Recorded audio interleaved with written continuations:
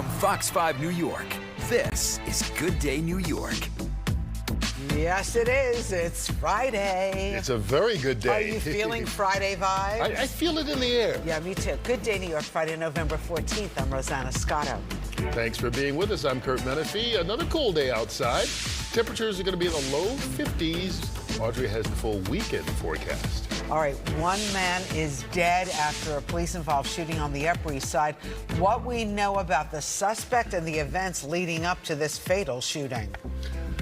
Governor Kathy Hochul met with Mayor-elect Zohran Mamdani. We'll talk about how they plan to deal with child care, the fiscal landscape, and even potential blow-ups from the Trump administration. A daring rescue by New York's finest. We're hearing from heroic NYPD officers who saved a teenager from the Harlem River. Plus, all rise. The captain, Aaron Judge, takes home his third American League MVP award in just the last 4 years. One of the rare winners who've done it in back-to-back seasons. We'll talk about his year and find out how some other Yankees and Mets did on the all-league teams. He's a good guy, Aaron He's a very Judge, good guy. So obviously an excellent player as well. Yeah. Nice combination. All right, Friday. We need good weather. For the Particularly weekend. looking forward. Like, we can deal with a little bit of cool weather today, but come the weekend, we want sweetness. Yeah. Oh, we want. Come on, don't disappoint us. Well, we have a little bit of a mix happening this weekend, which we're going to all pan it out for you here. We are going to see more sunshine across the tri-state area today, so that will feel nice. And windy conditions persist, so we'll have wind gusts up to 25 miles per hour. Over the weekend, there is a chance of a few showers. So if you have Saturday night plans, you may want to adjust them a bit because you will need your umbrella handy, and it will turn colder next week. Right now, we're at 41 in the city. It's 41 out towards Newark, 38 at Islip, 39 in East Hampton. We're at 28 in Poughkeepsie, so it's chilly for you up to the north here, and all of these numbers are running colder than they did at this time yesterday. Winds a little breezy in the city. They will pick up in speed again, gusting to 25 miles per hour, so that will definitely add to the chill if you're in the shade today. Not much is happening on the radar. We should stay dry for the most part across much of the region. The exception appears to be up towards the Poconos, where you could get a few snowflakes this morning, maybe even into Sullivan County. That's about it. We do have a trough that will pass through the eastern part of Long Island. That could squeeze out a sprinkle later this afternoon. So overall, it'll just be a blustery day with a temperature of 50 degrees expected. Tomorrow, we'll start out with sunshine, clouds thicken up, and then we have rain coming in by the evening. We're going to talk more about that coming up. For now, let's talk about the traffic situation, and for that, we're going to head over to Jeff Fromm. Good morning, Jeff. Good morning, Audrey. Not a great situation in the Garden State this morning. Southbound Turnpike through Middlesex County, really heavy, especially in the truck lanes. 2 southbound lanes knocked out for a crash involving a jackknife tractor trailer right around exit 8A. So again, if you're southbound on 95, try those car lanes instead. Also in New Jersey, you're single laning in Sussex County. This is in Sparta on Route 15. We've got a crash right by Lafayette Road. So again, just one lane sneaks by in both directions. And 15 jammed up in Connecticut this morning. That's a southbound Merritt Parkway for a crash just before the state line. They finally cleared that crash in Queens. Westbound traffic beginning to ease out on the BQE heading down to the Kosciuszko Bridge. And for the Hudson, about a 25 minute delay for the George Washington Bridge upper deck. Curt, Rosanna, good morning. All right, thank you very much. Well, we are following a developing story this morning on the Upper East Side. That's where a police-involved shooting left one man dead. It all happened in front of innocent bystanders. Haley Fixler is on the Upper East Side right now. What have you heard? Good morning, Curt, Rosanna. Well, not only did the shooting happen in front of people at this bus stop here behind me on Madison Avenue, but police also say the suspect pointed a gun at several people and then even threatened to shoot up a hospital.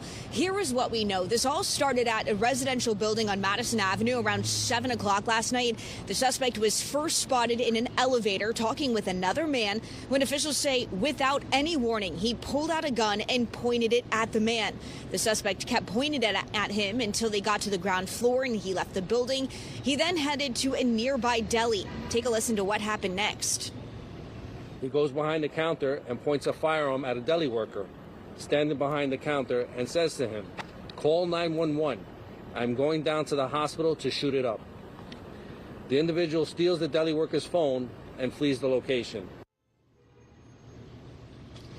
Police say the suspect then went to Mount Sinai Hospital. Now, that was just about a 7-minute walk away from where he was. He's seen on surveillance cameras going inside and then coming back out and placing a gun outside by a tree.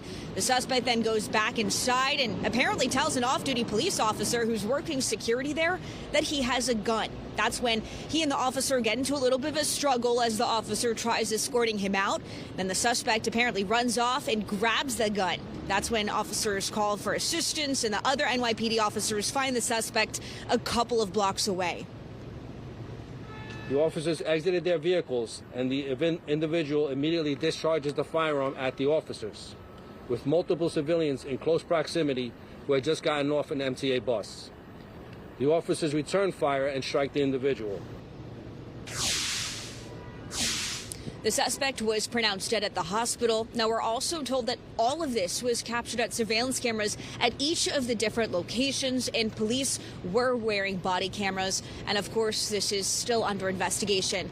Live on the Upper East Side, Rosanna, back to you. All right, Haley, thank you so much for that information. Meanwhile, a community in Brooklyn in shock after a beloved super was killed in a brutal beating. Burham Havoli. He worked at the Ditmas Park apartment buildings on Ocean Avenue in Flatbush for 15 years. Police say he's an Albanian refugee. He was only 41 years old. He tried to fight off a man attempting to steal someone's package in his building Wednesday morning. The victim's brother tells us the man that he beat in the head with a cell phone, he later collapsed, was rushed to Kings County Hospital, where he later died. His brother was overcome with emotion when talking about him and his willingness to help whoever he could. It's like the second brother. He helped everyone. No matter what, he helped everyone. He died saving the tenant's building. It was just unbelievable how... A humble person? A very humble person. All the tenants cry yesterday and today. What a shame. 41 years old. Mr. Havoli was a husband, father of 3 young children. His family says his funeral will be held in his native Kosovo. Police say they are questioning another man, 30 years old, and that he is only a person of interest. He has not been charged just yet. Sources tell Fox 5 that he has at least 3 prior arrests. And we're less than 2 months away from Mayor-elect Zoran Mondani taking office. It appears he's also trying to work closely with Governor Kathy Hochul on what he promised voters he would accomplish during his campaign. Robert Moses has the very latest on their most recent meeting yesterday. Robert. Curt and Rosanna, Mayor-elect Zoran Mondani takes office in 48 days, and when he does, a good working relationship with Governor Kathy Hochul will be crucial if he is to deliver on those campaign pledges. The two met for more than an hour at the governor's office on the east side of Manhattan early yesterday afternoon. According to readouts from both camps from that meeting, they talked about universal child care as well as protecting New Yorkers from President Donald Trump. That includes, they say, the possibility that he will send ICE agents and/or National Guard troops here to the city. Both agreed that New York is safe and that a federal surge would not improve public safety here. Before their get-together, Mondani visited a daycare center in East Flatbush to talk about his commitment to providing free child care for kids from 6 weeks to 5 years old. There are signs of tensions between the mayor-elect and Mayor Eric Adams. Mondani criticized the Adams administration for designating the Elizabeth Street Garden in Little Italy as parkland, which means that Mondani won't be able to build affordable housing there as he had hoped. Changing the designation to allow for affordable housing would likely require state legislature approval. Mondani did not say explicitly that he will ask for that. Instead, he sounds resigned to the fact that for now the garden is off limits to development. It is no surprise that Mayor Adams is using his final weeks and months to cement a legacy of dysfunction and inconsistency. And I've made clear over the course of the campaign what my vision would be in meeting the urgent need of building affordable housing, especially for seniors across New York City. And the actions that the Adams administration has taken now make it nearly impossible to follow through with that.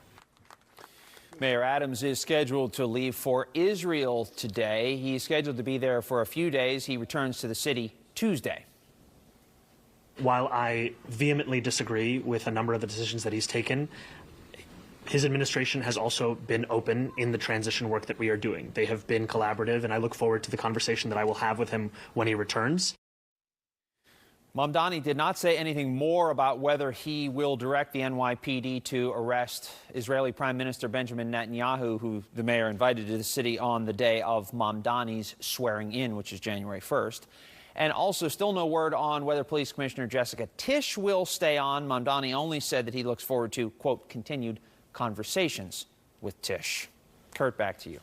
Okay, thank you, Robert. Meanwhile, New York Attorney General Letitia James and former FBI Director James Comey have asked a federal judge to dismiss their cases. Both are arguing that the prosecutor who secured their indictments was unlawfully installed. Attorney General Pam Bondi appointed Lindsay Halligan as interim U.S. Attorney for the Eastern District of Virginia, this after being urged to do so by President Trump. Halligan is a former White House aide and insurance lawyer with no prosecutorial experience. Shortly after taking office, she filed charges against James and Comey, two outspoken critics of the president. The judge voiced skepticism about the DOJ's argument that Halligan was lawfully appointed and said she would rule before Thanksgiving. And lawyers for accused killer Luigi Mangione are demanding prosecutors confirm a statement allegedly made by his mother.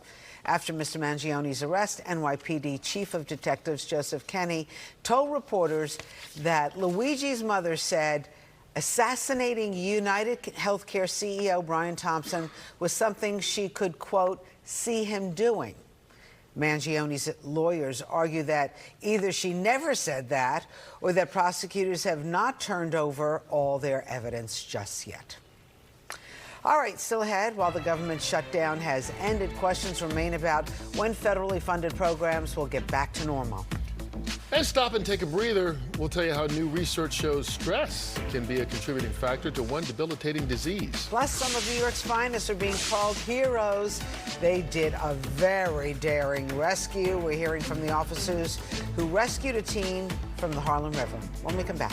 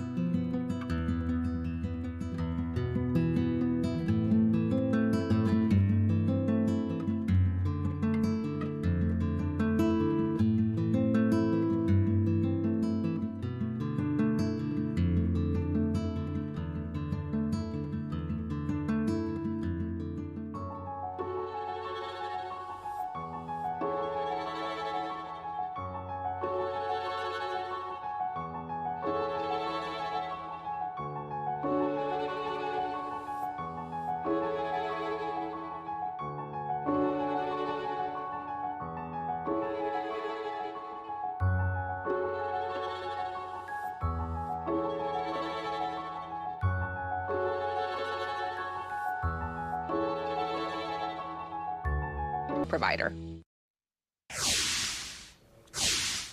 Buddy and Rex no longer make the cut for top dog names in the U.S. According to the online pet supply store chain Chewy, this year's top names are Bella, Luna, Daisy, Lucy. Oh, I have a friends who have Lucy. She's so cute. Max, Charlie, Bailey, Cooper. How many names are we going to say on this list? Anyway. Well, I know Max is #1 for male dogs. Yeah. Luna is #1 for female dogs.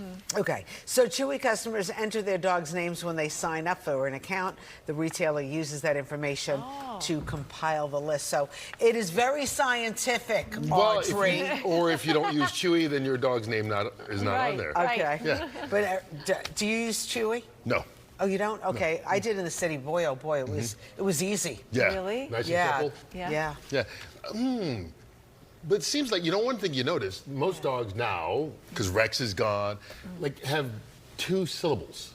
Yeah? Like how? Like which? Buddy, Bella. Bella, Luna. Right. Yeah, I guess Max is #1, so Yeah. much for that theory. All right, we'll move on then. I feel like we're talking about dogs or our kids now. That was Yeah, to that too. but it's weird though, because my dog that we have now is named Toby. But I often will like pet him and go, "Hey, buddy." So I wonder if like he thinks his name is Buddy now. He's like, wait a minute, I'm a little confused. And he gives me that look. He might. Yeah. I'm sure he's responding to the voice. There we go. Very soothing. Exactly. Actually, right. they get us going, don't they? As soon as we start talking about them. All right, let's talk about the weather. All right, folks, I can get going about that for sure. Look at this skyline shot. Much better than the last few mornings where we've had like a low gray cloud deck in place. This morning we are waking up with plenty of sunshine.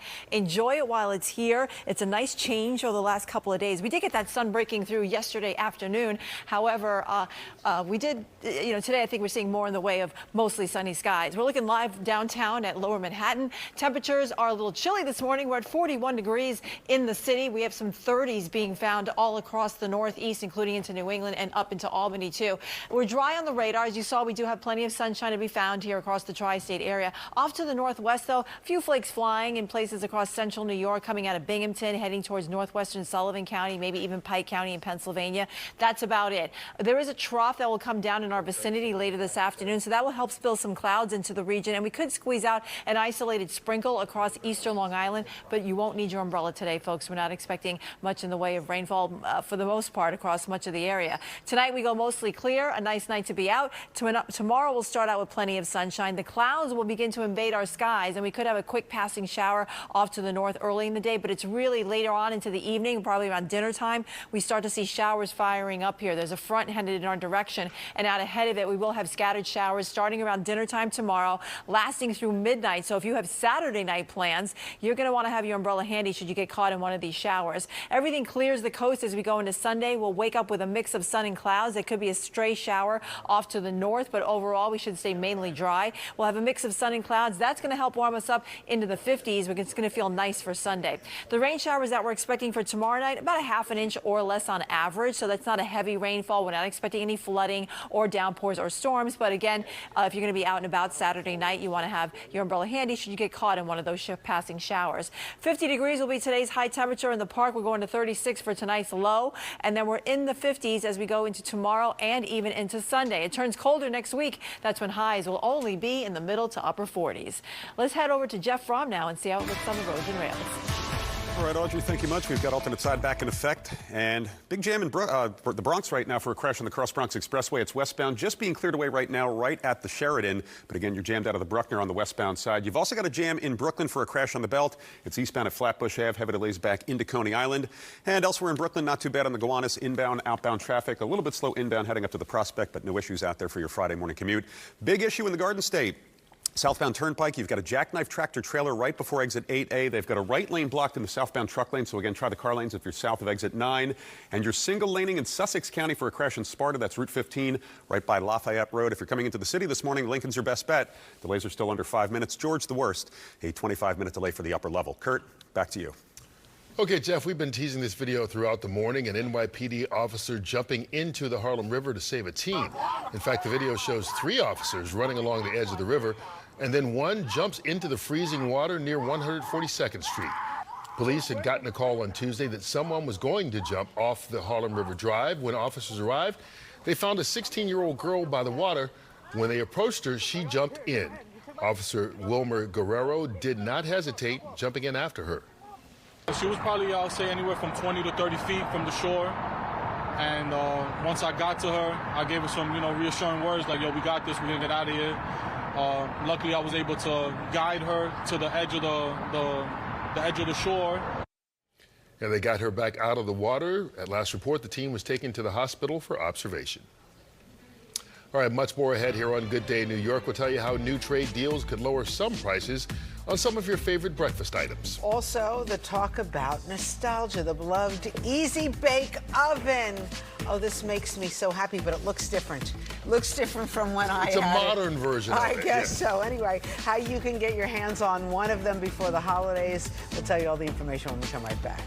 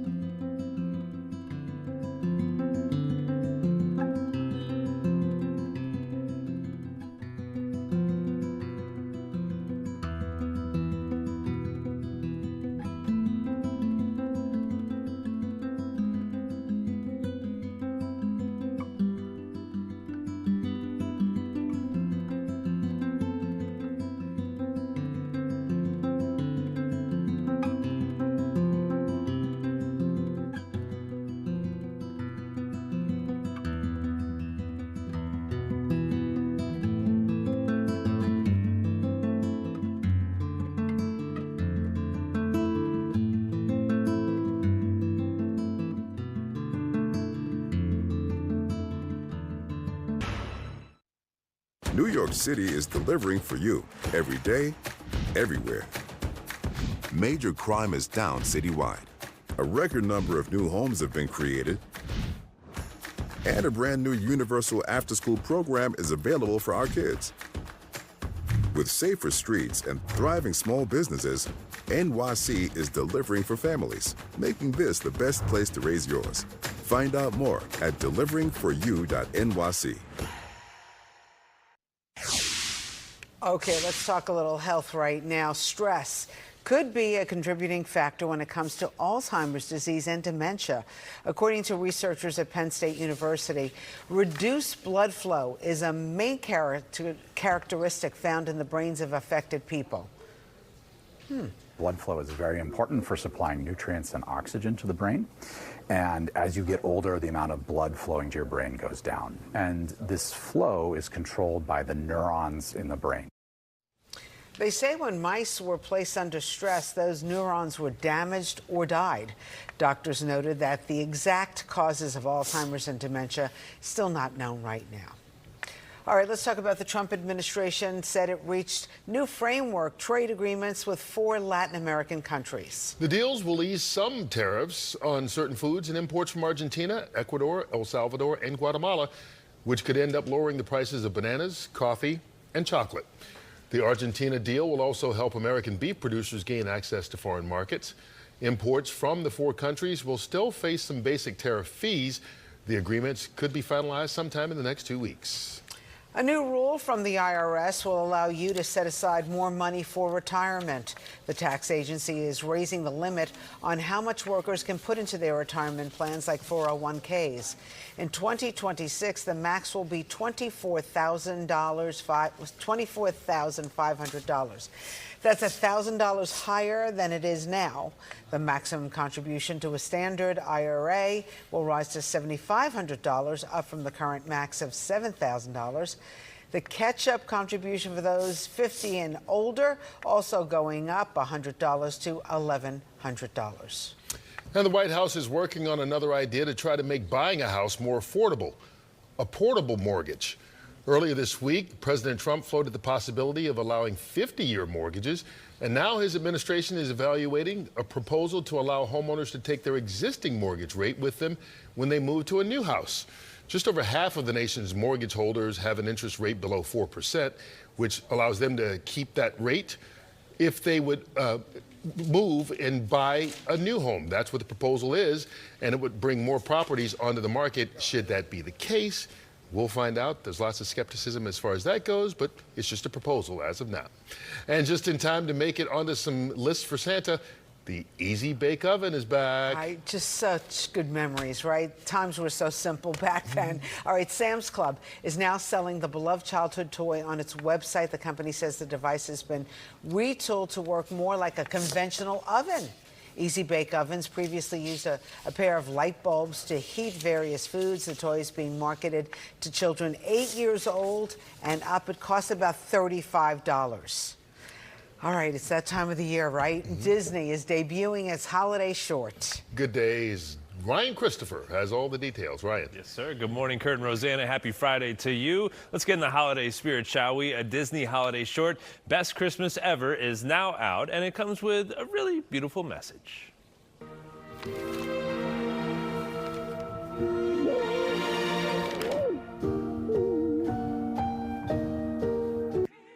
So the animated short film is about a young girl whose doodle, that she drew comes to life on Christmas morning after Santa mistakes her drawing for a special wish. Now, the two then form a heartwarming friendship, with the doodle being voiced by none other than John Goodman. Now, Disney says it's looking to capture the timeless spirit of friendship, family, and imagination that brings generations together through the holiday season. And the film ends with a call to action for viewers to make someone's holiday magic. And I hope we can do just that. You can check out this brand new short on Disney Plus and online. Curt and Rosanna, let's keep spreading a little holiday joy, shall we? It's all those ads on TV, you know they're just ready to bust out any second. Okay, thank you so much, Ryan. You're welcome. Coming up, we're heading to Queens to check out the Flip Circus. What is that? I never heard of the Flip Circus. But apparently it's open. high energy and family friendly, and it brings an intimate experience to Florence Park. We're going to get a preview when we come back right after this.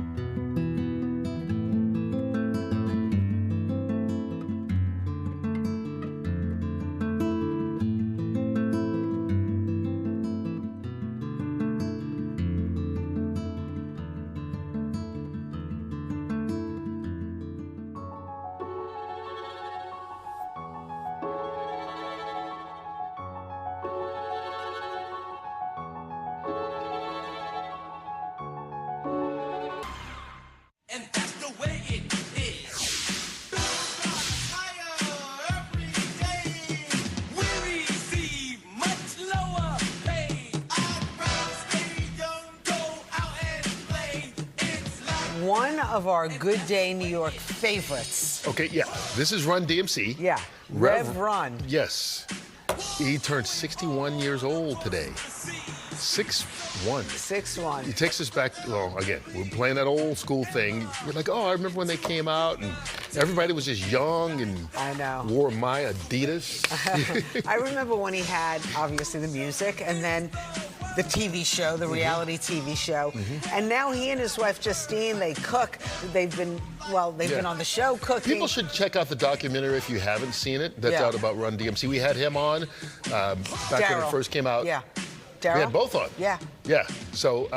Yeah, my friend Billy Masterson actually did that. Yeah, it was about a year and a half ago, but it's still out there. The King of Queens? Is it called The Kings of Queens? The Kings of Queens. Yes. There you go. Yeah, it was a very good documentary. Takes you back to the history of not only Run DMC, but kind of New York during that era as well. All right. Anyway, 7:30 in the morning. Nice to have you with us. I'm Rosanna Scotto. I'm Curt Menefee. It is 7:30. Audrey is here with the weather forecast. And, okay, we'll get through today, and then the weekend you're like, right? Hold on. Yeah, we have a little blip on the radar, literally, going into the weekend, folks, which we'll show you in just a moment.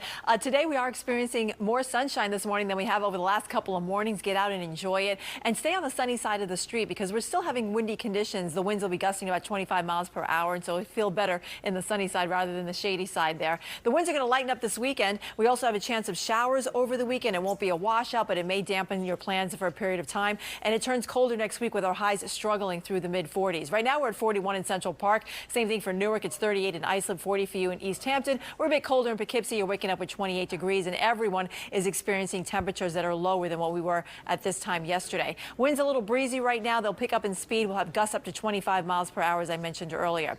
Nothing really happening on the radar except to the northwest of us. We have a couple of snowflakes flying in parts of central New York, bleeding down into the Poconos. Everyone else is relatively dry with mostly sunny conditions. We have a trough in our vicinity that will kind of spill some cloud cover into the region as we go towards the afternoon. It could squeeze out an isolated shower across the east end of Long Island, more like a sprinkle probably later this afternoon. Other than that, it's relatively quiet. We have high pressure and storm-free conditions across the midsection of the nation out towards the Pacific coast there. We do see rain coming into California. It was heavy rain in the northern part of the state. Now it's moving into the southern part of the state. I mention it because we're probably going to hear more about this maybe tomorrow, where there is chances of flash flooding in that part of the country. For us, it's going to be dry and blustery today with a high of 50 degrees. Tomorrow we're at 53. Watch out for rain in the evening. It will clear out by Sunday morning, and once the sun comes out, we'll warm it up to 56 on Sunday. Let's bring in Jeff now and check the commute.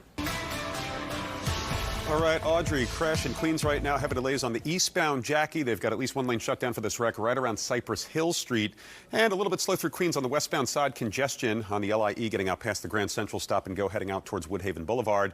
Also, we've still got delays in Brooklyn for a crash on the Belt, being cleared away. Heavy eastbound ride out of Coney Island with a crash at Flatbush Ave. And we had a crash just cleared away at the toll plaza for the upper level George Washington Bridge. Still close to a 30-minute delay for the upper deck, about 15 minutes downstairs. Lincoln's your best bet, 5-minute delay into the city. Holland about 15-20 off the Skyway. Also in New Jersey, big jam down the turnpike this morning. We've got a jackknife tractor trailer southbound truck lanes, the right lane shut right around exit 8A. Curt and Rosanna. Okay, thank you so much, Jeff. Meanwhile, the federal shutdown is over, but the consequences are still remaining. Yeah, from airports to delays in benefits and services. Jessica Formoso joins us right now as to what comes next and just how soon. Jessica? Good morning, Curt and Rosanna. Many federal employees were directed to report back to work yesterday. There are more than 1 million federal employees who were either furloughed or working without getting paid since October 1st. While the doors have reopened, challenges remain. Some agencies are facing lingering operational issues such as paperwork backlog and restarting programs. The good news, though, back pay for federal workers is being processed, but it could take up to a week for them to see that money. At the airport, still some travel chaos. Today, airlines were supposed to reduce the number of flights by 10%, but that is no longer the case since the government has reopened. However, the FAA wants them to continue at a 6% reduction. Vice President J.D. Vance says Americans can expect the airlines to get back to normal over the course of the next few weeks. Cancellations and delays are going to continue until all traffic controllers who have not been at work get back to work. Government officials said the controllers are expected to receive about 70% of their back pay within 2 days and the remaining 30% by the end of the week. Some TSA officers are receiving a $10,000 bonus. You see right there, Homeland Security Secretary Kristi Noem handing out those checks yesterday, saying the agents went above and beyond during the shutdown. What that means is that we are going to not only continue their paychecks like they should have received all along, but also they're going to get a bonus check for stepping up, taking on extra shifts, for showing up each and every day, for serving the American people, and taking seriously the mission that the Department of Homeland Security takes seriously.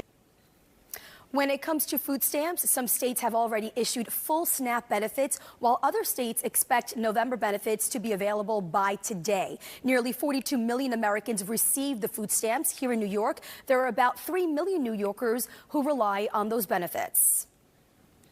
This was also a confusing time. Every day there was different information coming out. Is it 50% of benefits do you get? Is it 65? Is it nothing? Right now, if you are a SNAP recipient in New York State, benefits started to go out on Sunday. We heard from people that had the funds on their cards on Sunday, were able to spend those dollars. So the money has been distributed.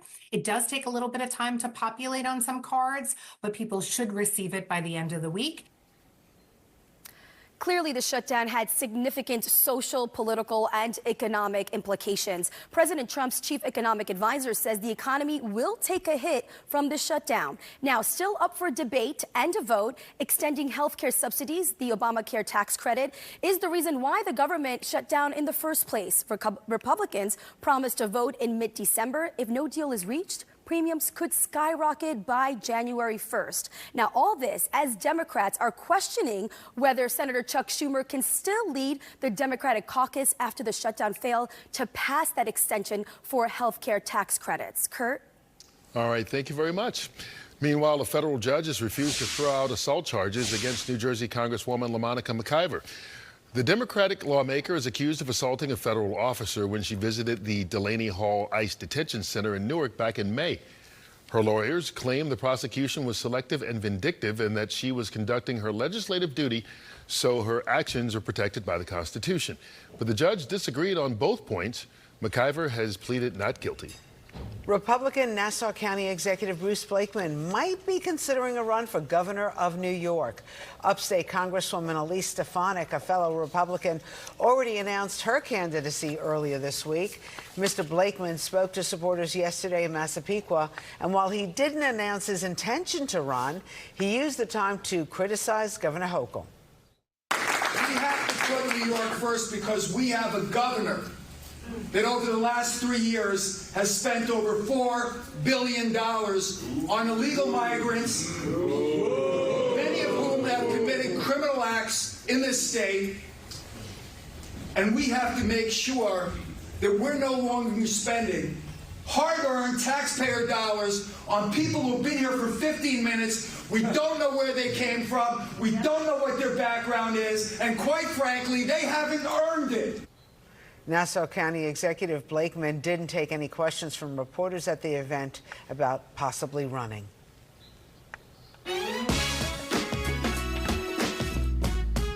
All right, have you heard about the Flip Circus? Because it's coming to New York City. Yeah, the show has consistently entertained audiences around the country with its high-energy, family-friendly, edge-of-your-seat production.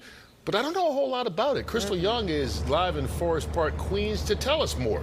What is the Flip Circus, Crystal? Yes, good morning, good morning. So it's relatively new. It's only been around a couple of years. I said the same thing. I'm like, wait, Flip Circus. And it sort of reminds you of a combination of circuses you might have been to, like a little Cirque du Soleil, a little traditional circus, but very, very international performers. And it's one big top. What's cool is that it's 800 seats and you can't have a bad seat. Okay, this is Misha the clown, and you know I love a clown who comes with his own kitchen utensils and a fabulous fedora. I mean, you gotta love Misha. But I'm gonna slide over to Jan Vasquez. His family started this. They're from Mexico City. Flip Circus, it looks interesting. Thank you. Thank you. That's what we're going for. Okay. And we have a small tent. It fits about 800 people. Yeah. But as you can see, all seats are really close to the action. Yeah. We like to involve the audience in the show. Yeah. Misha the clown, he likes to bring in people from the audience to do some funny bits with them.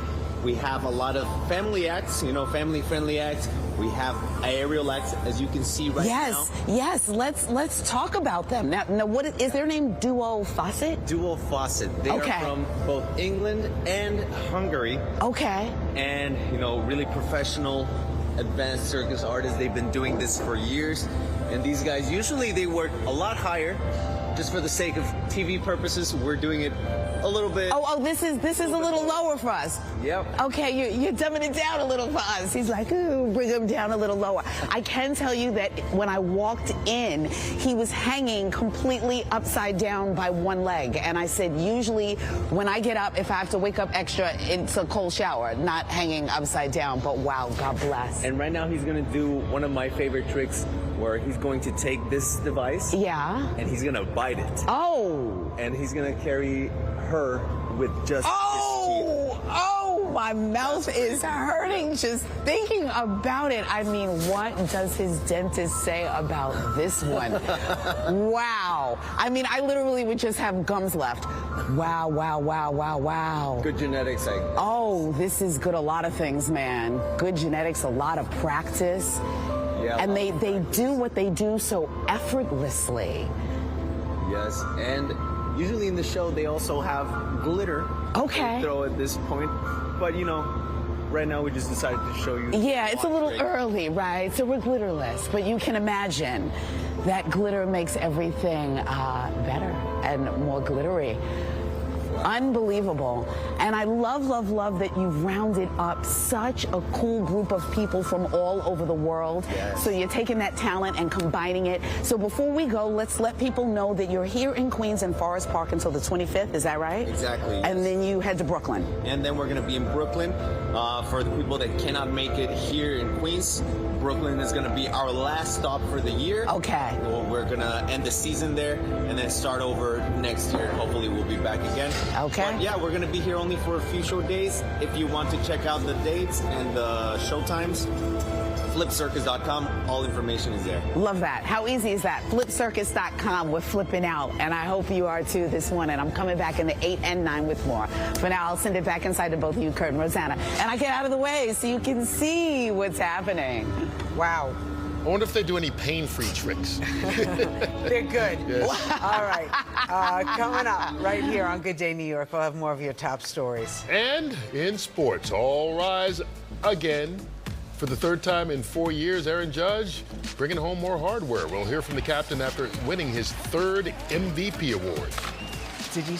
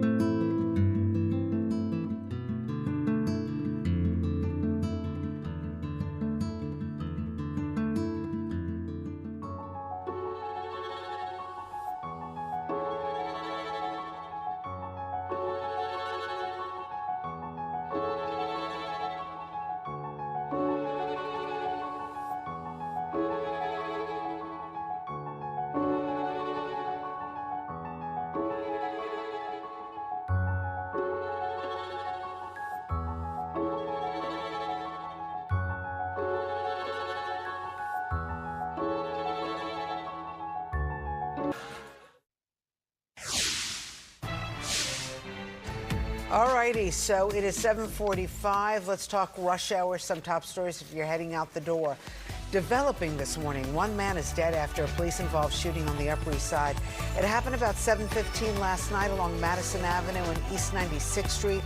That's where officers say the man shot at them, and they fired back, killing him.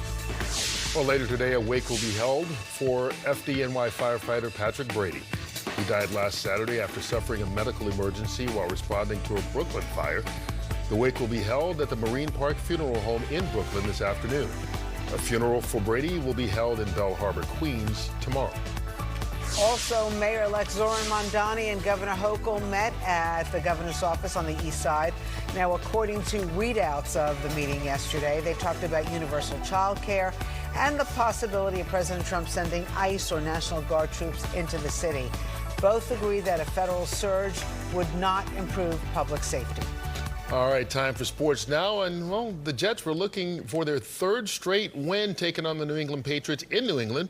The Patriots had won 7 in a row, but it was the Jets who got off to a good start. Justin Fields at quarterback again, first quarter, first drive. 5-yard touchdown run. Jets lead at 7-0, but that was it. New England's Travion Henderson scored 3 touchdowns. Patriots get the win 27-14. The Jets now fall to 2-8 on the year and are now looking at the #1 pick in the draft next year. Well, the Islanders were in Nevada last night taking on the Vegas Golden Knights. The Isles found themselves down a goal with time running out in the third period. Ricky Matthews Schaefer found Matthew Barzal for the one-timer, tied it up at 3. We go to overtime. There, Vegas on the power play, but New York's Jean-Gabriel Pageau has one man to beat and scores the shorthanded goal for the game winner. The Islanders take that one 4-3. Talking a little baseball now, where for the third time in 4 years and the second year in a row, the Yankees' Aaron Judge has been named the American League Most Valuable Player.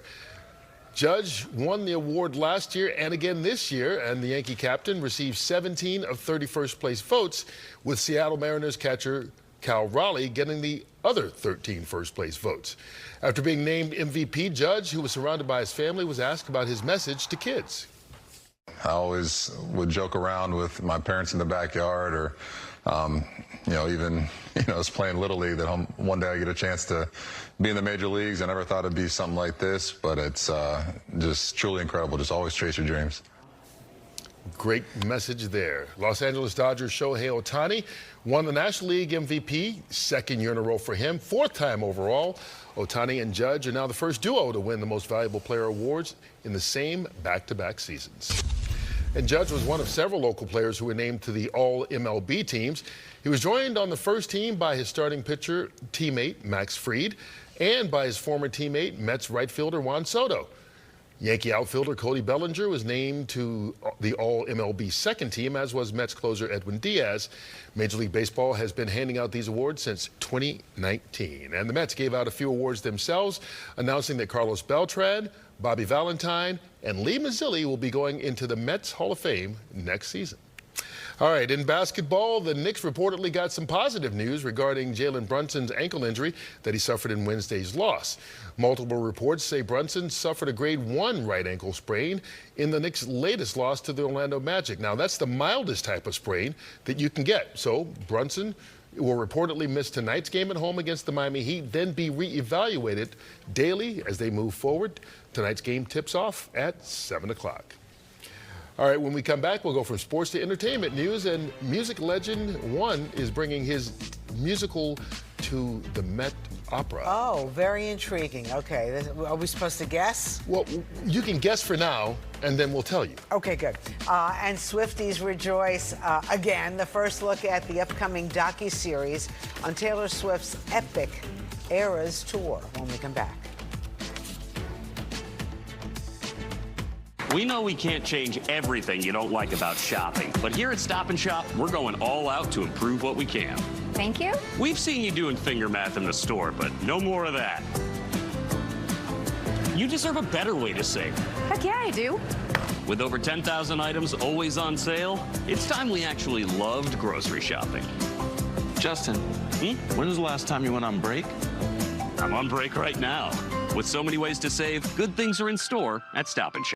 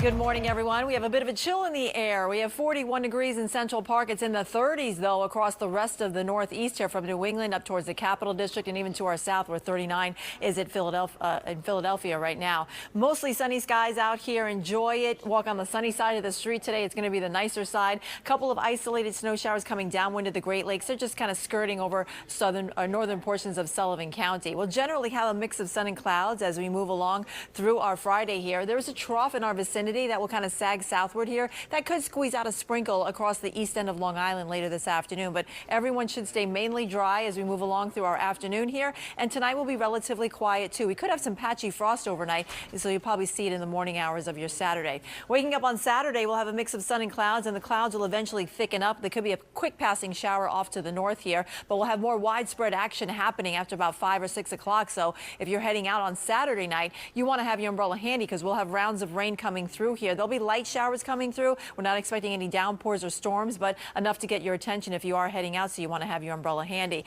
Sunday, everything kind of clears the coast. We're left with a mix of sun and clouds, and temperatures will be rising nicely into the mid-50s, so that'll be a nice difference. And then we see cooler weather coming in as we go into the beginning of next week. So today we're looking at a high temperature of 50. We'll be at 53 on Saturday, 56 on Sunday, and then we turn colder next week with highs mostly in the 40s. We want to say happy birthday to Alice. I mean, literally happy birthday. She was born just 3 hours ago. Congratulations to Grandpa Matt Ryan, retired from here at Fox 5. His son James and wife Erin had a beautiful baby girl at 4:48 this morning. Curt and Rosanna, over to you. Oh, yay. I think that is breaking news. Yes. Fantastic. All right, thanks so much, Audrey. So, okay, who read Wuthering Heights in high school? You didn't have to? Apparently not. I don't know. It was like mandatory. Right? Like, yeah. I thought every high school American did it, and then like every 10 years or so, they make a new movie of it. Probably there's something wrong with reading it in high school. I had to read like Fahrenheit 451, Ray Bradbury, all those kinds of books that was out there. Yep. But now Wuthering Heights, I guess now I can catch up because now there's a new movie. I don't even have to read the book. But this morning we're getting our very first look. Costanza? What's going on? Yeah, I don't have to read the book. Let me see the movie. I don't like to read. I'm just saying. But we're reading a prompter. The irony of that. But there's a new adaptation of Wuthering Heights, starring none other. We got some serious star power here. Margot Robbie and Jacob Elordi. Here it is. Why did you leave me? Why did you betray your own heart?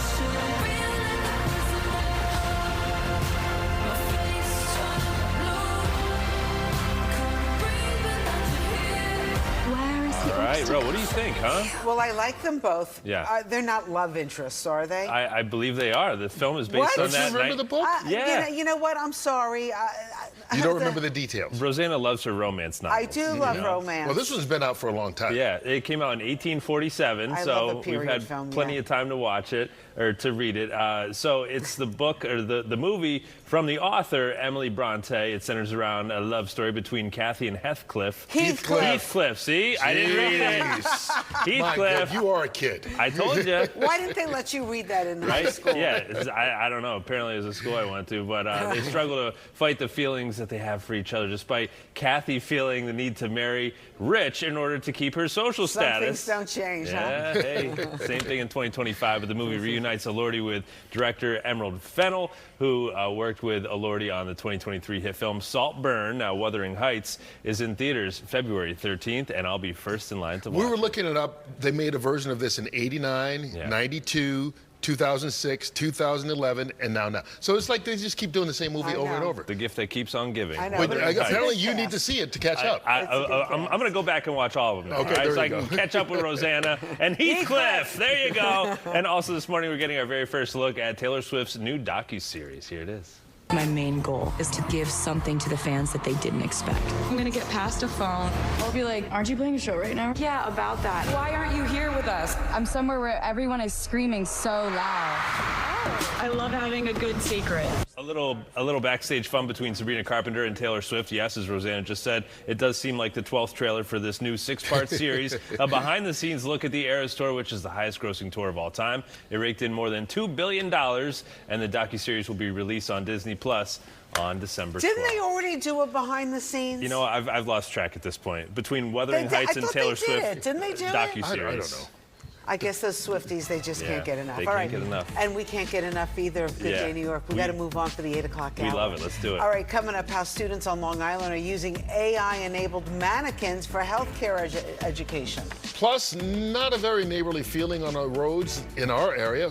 New Jersey, New York, who has the worst drivers?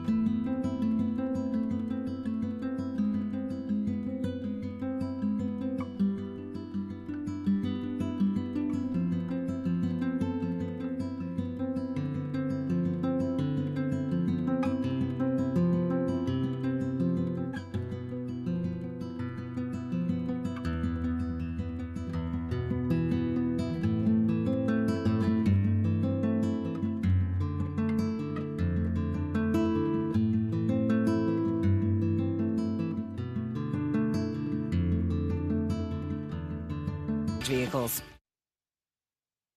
Right here, right now. Rosanna Scotto, Curt Menefee. Let's have a good day, New York. I second that. Will you third it? I third it and fourth it, and especially on a Friday. I know. Let's have a good one. All right, people are getting ready, doing what they need to do right now. Another cool day. Temps in the 50s. Audrey will have the full forecast, and maybe we'll see some rain this weekend. Maybe. All right, let's turn to the news now. And one suspect is dead after threatening to shoot up a hospital on the Upper East Side last night. We'll tell you what we know about this police-involved shooting. Mayor-elect Zoran Mondani met with Governor Hochul as he begins transitioning towards City Hall. What they said about public safety and universal child care. Path train riders, your trip will soon cost you a little bit more. We'll tell you when the Port Authority is planning to hike fares. Also, make sure you get your tickets tonight. Mega Millions, 965 million smackarooskies. I think we could save on that. I think we could, and I'm going to put it out there. I have a feeling someone somewhere is going to win tonight. I do. How about New York? Maybe it could be us. Okay, it could be us. You never know. Someone's going to win. I'm just throwing it out there. We're feeling lucky in so many different ways this morning. Good day, New York. Friday. I'm lucky to be here with you. Oh, that's me what too. It is. Same. That's it. So that's we're why. done now. All That's right, why we'll we're see not you. going to win. All right. Why would you say that? Anyway, nice to have you with us, Curt. You want to? Yes, say I'm something? Curt Menefee. Good to see you again. It's not 10 o'clock yet. Stay right here. All right, I haven't won the lottery yet either. No. Oh, okay, darn, I'm that close.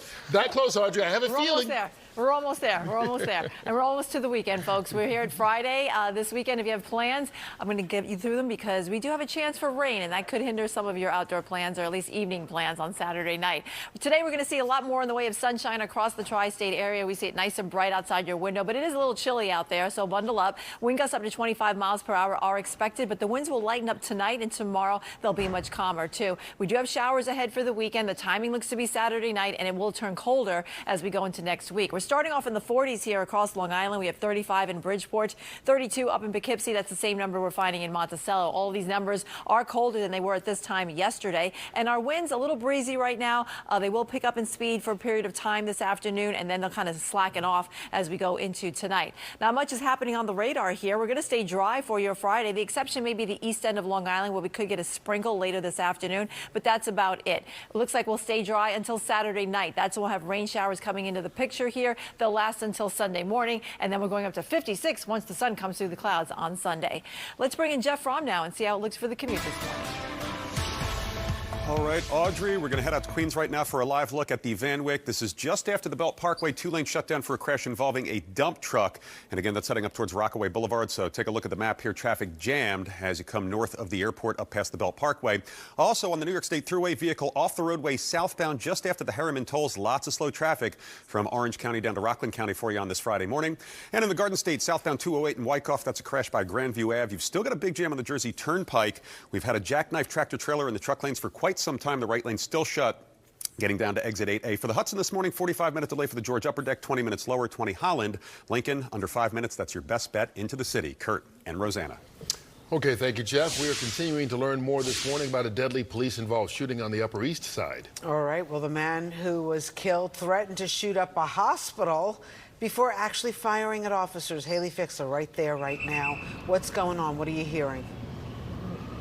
Good morning, Curt, Rosanna. Well, officers say not only did he threaten to shoot up a hospital, but he also pointed a gun at people in different locations. Let me tell you, this was a very scary chain of events. So let's start at the very beginning. This all started at a residential building on Madison Avenue around 7 o'clock last night. That suspect was first spotted in an elevator talking with another man when officials say without any warning, he pulled out a gun and pointed it at the man. Now, the suspect kept pointing it at him until they got to the ground floor. Then he left the building. The suspect then headed to a nearby deli. Take a listen to what happened next. He goes behind the counter and points a firearm at a deli worker standing behind the counter and says to him, "Call 911. I'm going down to the hospital to shoot it up." The individual steals the deli worker's phone and flees the location. Police say the suspect then went into Mount Sinai Hospital. That was just about a 7-minute walk away from where he was, and surveillance cameras capture him going inside and then coming back out and placing the gun outside on the ground by a tree. The suspect then goes back inside and tells an off-duty police officer who's working security that he has a gun. They get into a little bit of a struggle as the officer tries escorting him out. Then the suspect runs off and grabs the gun. The officer calls for assistance, and other NYPD officers find the suspect a couple of blocks away.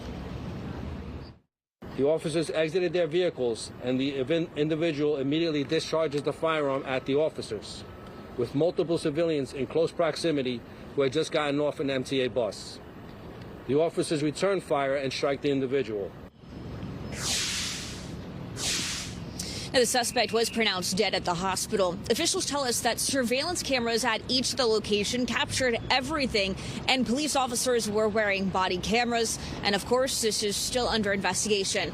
Live on the Upper East Side, Curt, Rosanna, back to you. All right, Haley, thank you so much for the update. Meanwhile, Mayor-elect Zoran Mondani working to gain an ally in Governor Hochul before he takes office. The two actually met yesterday to discuss a number of topics, including public safety. Robert Moses has the details of that meeting. Robert. The Mayor-elect Zoran Mondani takes office in 48 days. He is seeking a good working relationship with Governor Kathy Hochul. That will be crucial if he is to deliver on his campaign pledges. The two met for more than an hour at the governor's office on the east side of Manhattan. That was early yesterday afternoon. According to readouts from both camps from that meeting, they talked about universal child care and protecting New Yorkers from President Donald Trump. That includes, they say, the possibility that he will send ICE agents and/or National Guard troops here to the city. Both, however, agreed New York is safe and that a federal surge would not improve public safety, especially in light of improving crime statistics. Now, before their get-together, Mondani visited a daycare center in East Flatbush to discuss his commitment to providing free child care for kids from 6 weeks to 5 years old. There are signs of tensions between the mayor-elect and Mayor Eric Adams. Mondani, for instance, criticized the Adams administration for designating the Elizabeth Street Garden in Little Italy as parkland, which means Mamdani will not be able to build affordable housing there as he had hoped. Changing the designation to allow for the building of affordable housing would likely require approval from the state legislature. Mamdani didn't explicitly say he would seek that. Instead, he sounds resigned to the fact that the garden is now off limits for development.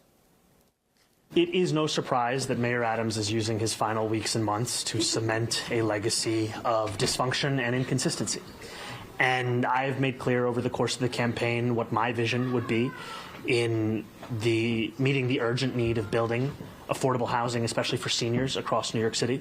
And the actions that the Adams administration has taken now make it nearly impossible to follow through with that. Mayor Adams leaves for Israel today. He is scheduled to return to the city Tuesday.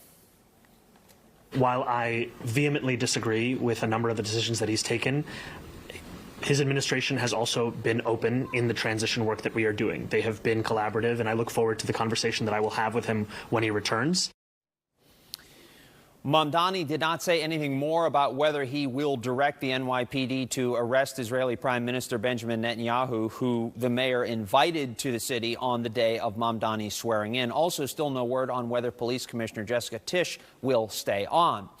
My colleague Morgan Mackay will ask Mamdani about these issues and more tonight at 6:30 on Politics Unusual, right here on Fox 5. Again, Zohran Mamdani joins us on Politics Unusual. My colleague Morgan Mackay. That airs tonight at 6:30 right here on Fox 5. You won't want to miss it. Curt and Rosanna, back to you. Okay, thank you so much. Meanwhile, Governor-elect Mikey Sherrill says that she will resign from Congress next week. She made that announcement during the House of Representatives' first session since the government shutdown ended. She has represented the Garden State's 11th district since 2019. Mikey Sherrill will be sworn in as the governor of Jersey on January 20th. A special election will be held to fill her seat in Congress. It is yet to be scheduled. And the Department of Justice is suing to block California's redistricting of the state's congressional maps. Voters overwhelmingly approved Proposition 50 during the November 4th elections. The move would help Democrats win more House seats. The vote came in response to Texas Republicans redrawing districts there to benefit the GOP. Well, the government shutdown has officially come to an end, at least for now, but there are still going to be some after effects. All right, joining us right now, Shannon Bream, the host of Fox News Sunday. How are things in D.C.? You know what? They're clicking along. There's a little bit of movement. People are back in town and, you know, they're back in business. All right. So when could we see, like, the airports up and running? Well, you know, a lot of the CEOs of the various airlines have spoken out and said they think that they could get to normal operations within a few days. Secretary Duffy has warned, listen, we still got to get everybody back to work, and it's based on data and safety. And he says that's the only way they make these decisions. So the cuts are still in place for a lot of major airports, of course, in your region and mine here in D.C. And they say it's going to take a matter of days, but they think it'll quickly get back going. And, you know, people are getting paid again. And so that tends to motivate folks to get back to work. All right, as soon as the shutdown talk ends, the Epstein talk resumes. The House got enough signatures this week to force a floor vote coming up sometime soon. What is next in the case? Yeah, so in that House measure, it would compel the DOJ to release all kinds of things, settlements, investigative files, anything that's unclassified. And Speaker of the House says, and I've got him on Sunday with us, he says that they're going to vote probably next week on that. No guarantee if it passes in the House, which we think it probably will, that it would be taken up by the Senate. Even if it did, it goes to the president's desk. What would he do with it? Probably veto it. We just don't know. But the House looks like it's going to take a vote, and it may move next week. All right, you say you've got Speaker Mike Johnson on Sunday. Who else? Yeah, we're also going to have a big health care policy discussion, because if there's anything this shutdown shone a spotlight on, it was the fact that our health care system is not really working well. It's heavily subsidized by you and me and the taxpayers, everybody watching. So there's got to be a conversation. So Senator Rick Scott, Republican, former health insurance executive, is going to be with us. And also we've got Congressman Barra out of California, who is a medical doctor, a Democrat. We're going to see if we can find some common ground on how we fix the system. All right. Well, we're going to watch 10 o'clock Sunday right here on Fox 5. Have a great weekend, Shannon. You guys, too. See you soon. Thank you.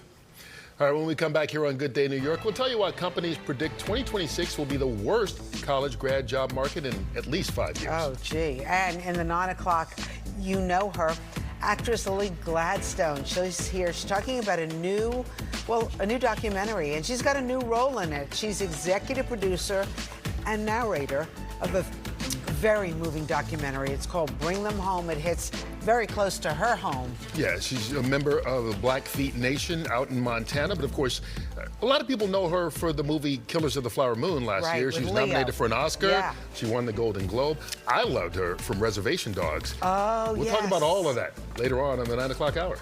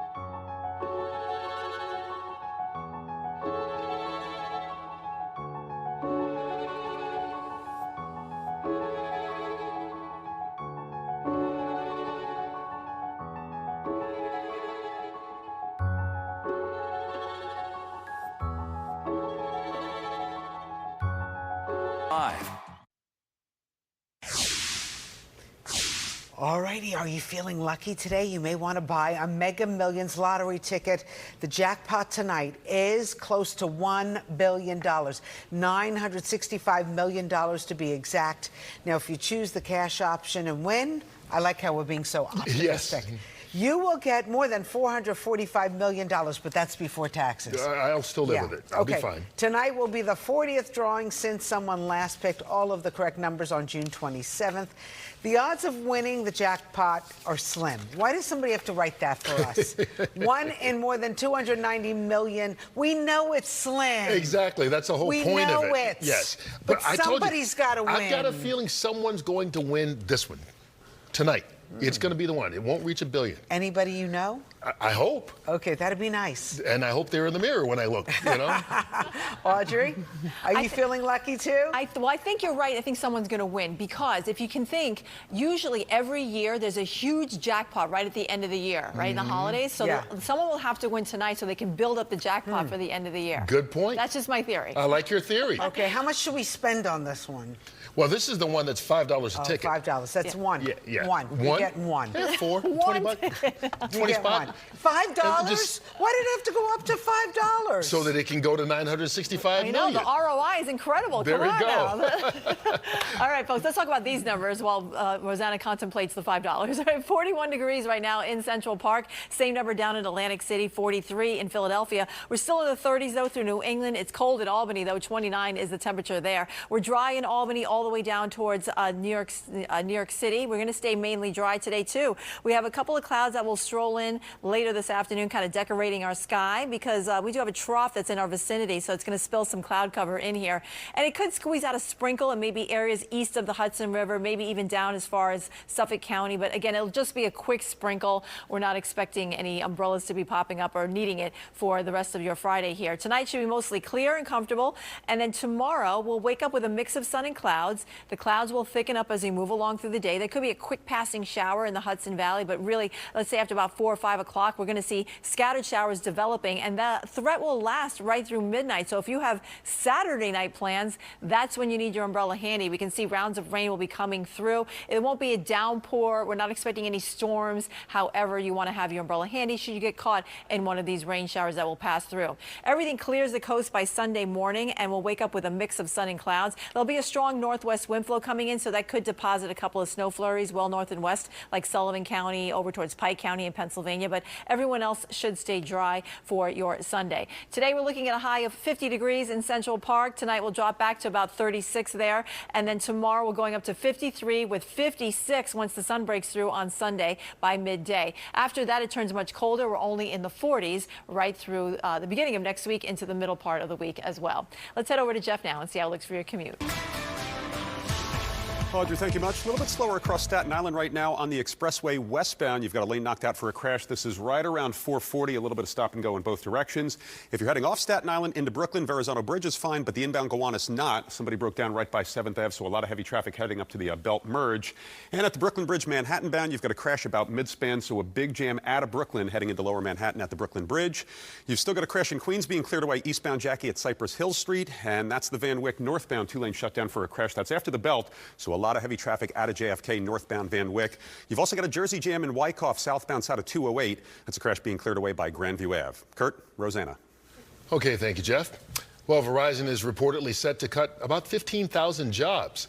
The Wall Street Journal reports that the company is cutting those jobs in an effort to cut costs, as Verizon tries to keep up with increased competition for both wireless service and home internet customers. The cuts set to happen next week will be the largest in the company's history. The Wall Street Journal also reports that Verizon is planning to turn 200 stores into franchises, which will then shift employees off of their payroll. Next year's college graduates may have a real tough time finding a job. Now, according to a Wall Street Journal report, 2026 may be the worst job hiring market in the last 5 years. One reason, large numbers of layoffs from companies like Amazon, UPS, and Verizon. Another is artificial intelligence taking over tasks that new grads traditionally might take. Also, managers are giving priority to job seekers with experience. The Journal reports the unemployment rate for recent college graduates was 4.8% in June. That was higher than the overall unemployment rate that month. All right, maybe they'll change their mind by next year. Wouldn't that be nice? It's one of those things, and I know it's tough when you're young and you're looking for that first job. We've ridden these up and down. When I graduated, and back in the 80s, it was a tough job market, and eventually you hang on, and it'll come through. And also, look for the jobs that you go into the office. You might get lucky. All right, coming up, the Flip Circus is in New York City. Good day, it's Crystal Young, right now in Forest Park, Queens, with an inside look. Oh, is that real? Yeah. Of course it's real. Why would you even ask that? Earmuffs, earmuffs. I like my egg scrambled soft, though. Well, this is Misha and his chicken friend, who is making me a little hungry. He is the most stylish clown around, and he is part of Flip Circus. He is part of Flip Circus, and it's in Queens, and it's coming next to Brooklyn, and you need to come down and check it out. And that looks more like an eyeball than an egg butt. Okay, who's being specific? We'll have all the fun of the Flip Circus, Misha and I, and this troop behind me that's warming up. All of that when Good Day comes right back, so you come back too. Check them out.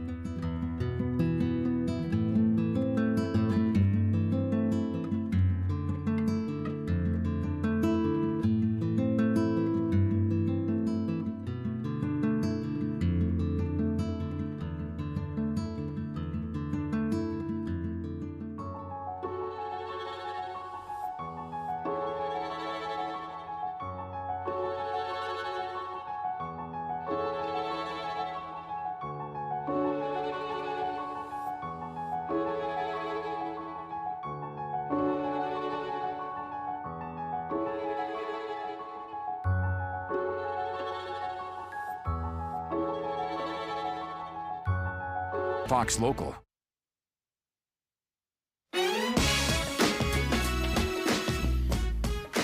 Well, the Flip Circus is here. All right, and people are flipping out about this show. It has consistently entertained audiences across the country with its high-energy, family-friendly, edge-of-your-seat production.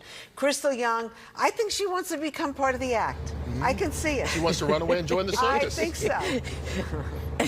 Well, she got the hat on. I just want to run away. I don't know about joining the circus. You know what? I just found this maybe about 40 seconds ago. Was just hanging off to the side, like, you know, sitting on a chair. And I just decided I needed a little bit more glitter. But, you know, I'm in the mood to flip out a little. And you will be, too, if you come to the Flip Circus. Okay, wait, what is happening here? This is Misha the Clown. He is a part of it. This circus has been around about 4 years. It is now until November 25th in Queens. I'm going to slide over to Jan Vasquez. He knows what he's doing, and he has many jobs. He is overdressed this morning. No, you were dressed just perfectly. Thank you. Talk to me about the Flip Circus and then about what's happening behind us. Well, these are some of our very talented performers from Finland. They are called the Bravuri Troupe. Okay. Bravuri Troupe. And they come from Finland. They do a couple of acts in the show. This is one of our favorites here. There's some crazy tricks with the jump rope, stuff that I wish I could do myself, but we'll leave it to the professionals. Oh, we sure enough will. I can barely just jump over it in a regular fashion, so I am giving much credit to early in the morning. These ladies are sparkling, and they have it down. And this is a very international circus, isn't it? Exactly. We have a lot of international artists. So, for example, Finland, we have people from Ukraine, from Mexico, from Hungary, from England, from Brazil, and a lot of places, Ethiopia as well. Nice. And yeah, as you can see, very talented performers who have been practicing a lot for many years to get these tricks down. You know, a lot of artists, they practice since they're very young. Yes, yes. Just to perform for a few minutes in the stage, but it's all worth it because you get to see the best of their skills. And this is an interesting life, traveling from city to city. How often are all the performers on the road? So we are 10 months out of the year on the road. Wow.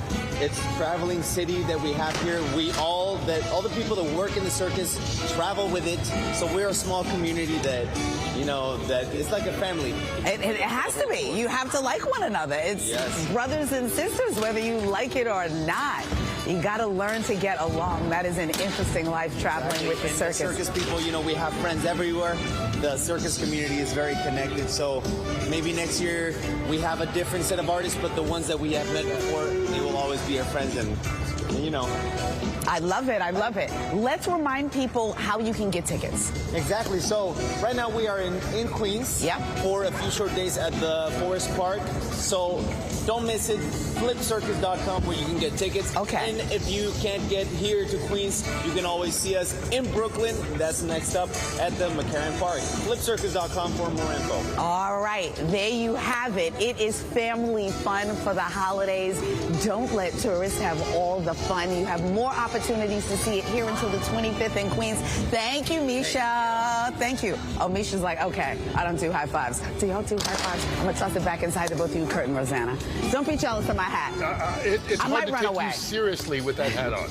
It really is. She really should be like in a corner. Like, okay.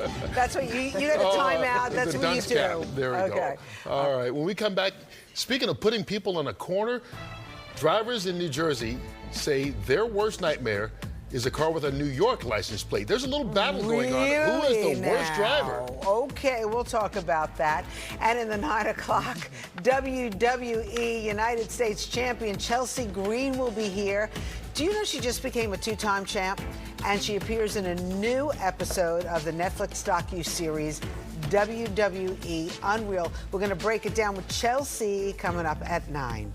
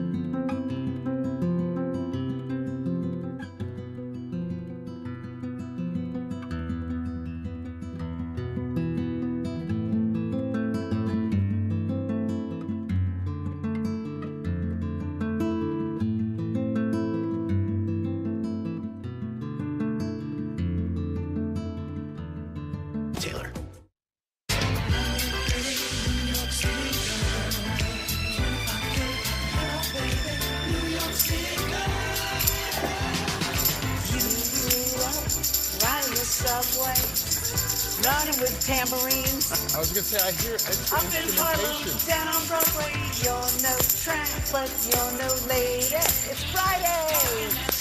We're talking the street talk, Curt. Okay, Yes. but I hear. Oh, look at that, Audrey. Yes. She's bringing extra help today. Wait, hold on. I didn't just bring a tambourine. I brought dancers. I brought dancers. Bring them Come on in. Bring them in. Bring Come them on. in. Oh, the rhythm section. And Jeff's got some nice moves too, Jeff. Always. Come on, Friday. There's a party going on here. We do it every Friday at 8:30. We love celebrating the weekend with our fellow New Yorkers and want to show them off.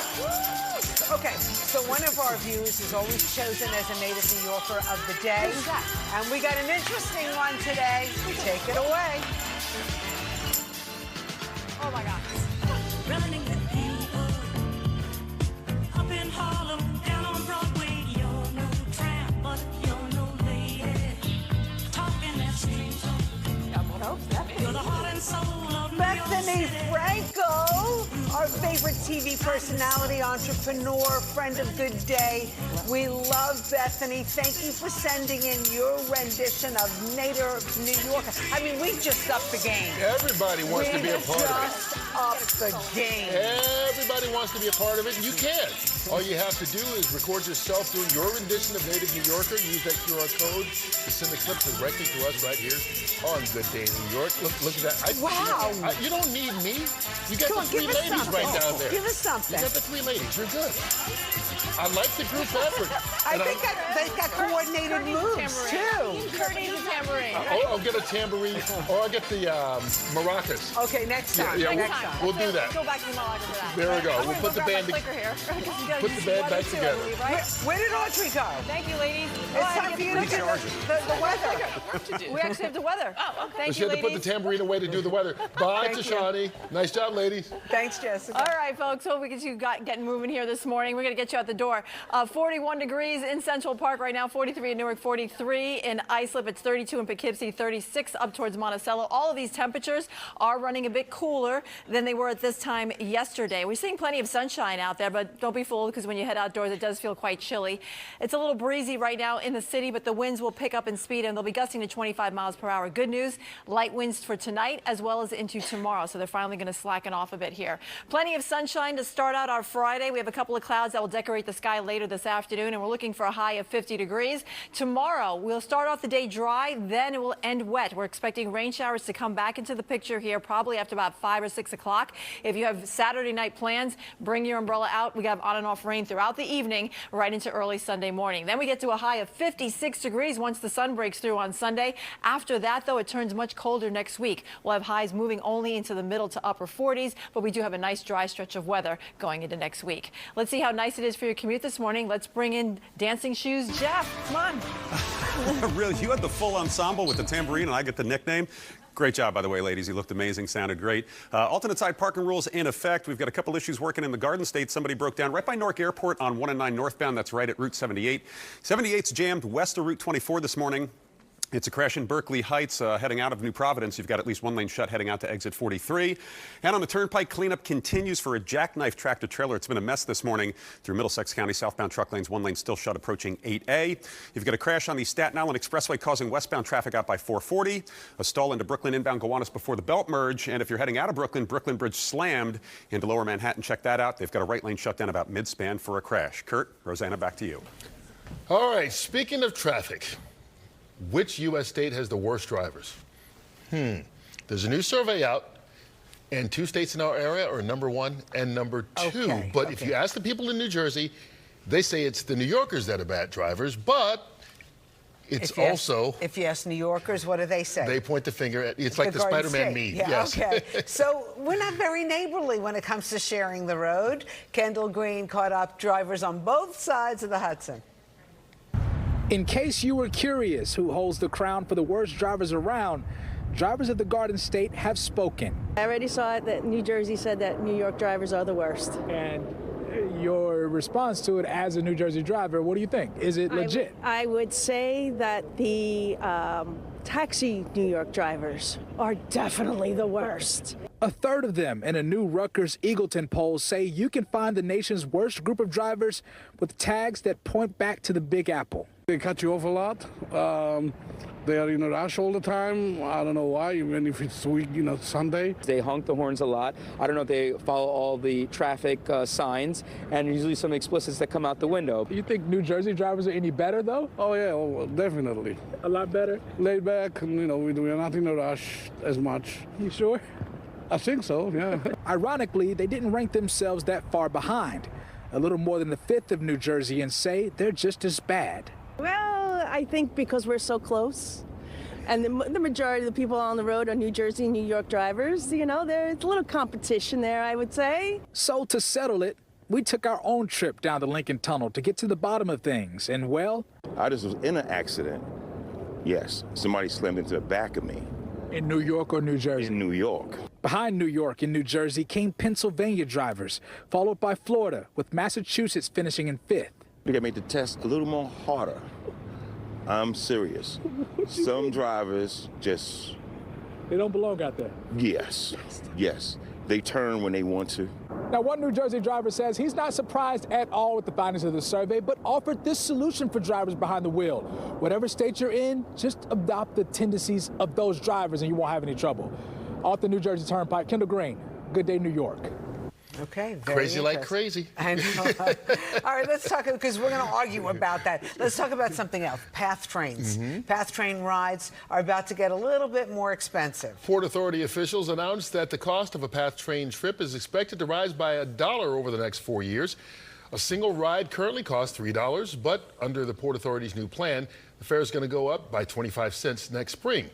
The cost will then increase by the same amount each year through 2029, when it will eventually reach $4. The plan will also see Port Authority increase the cost to drive through bridges and tunnels in 2027.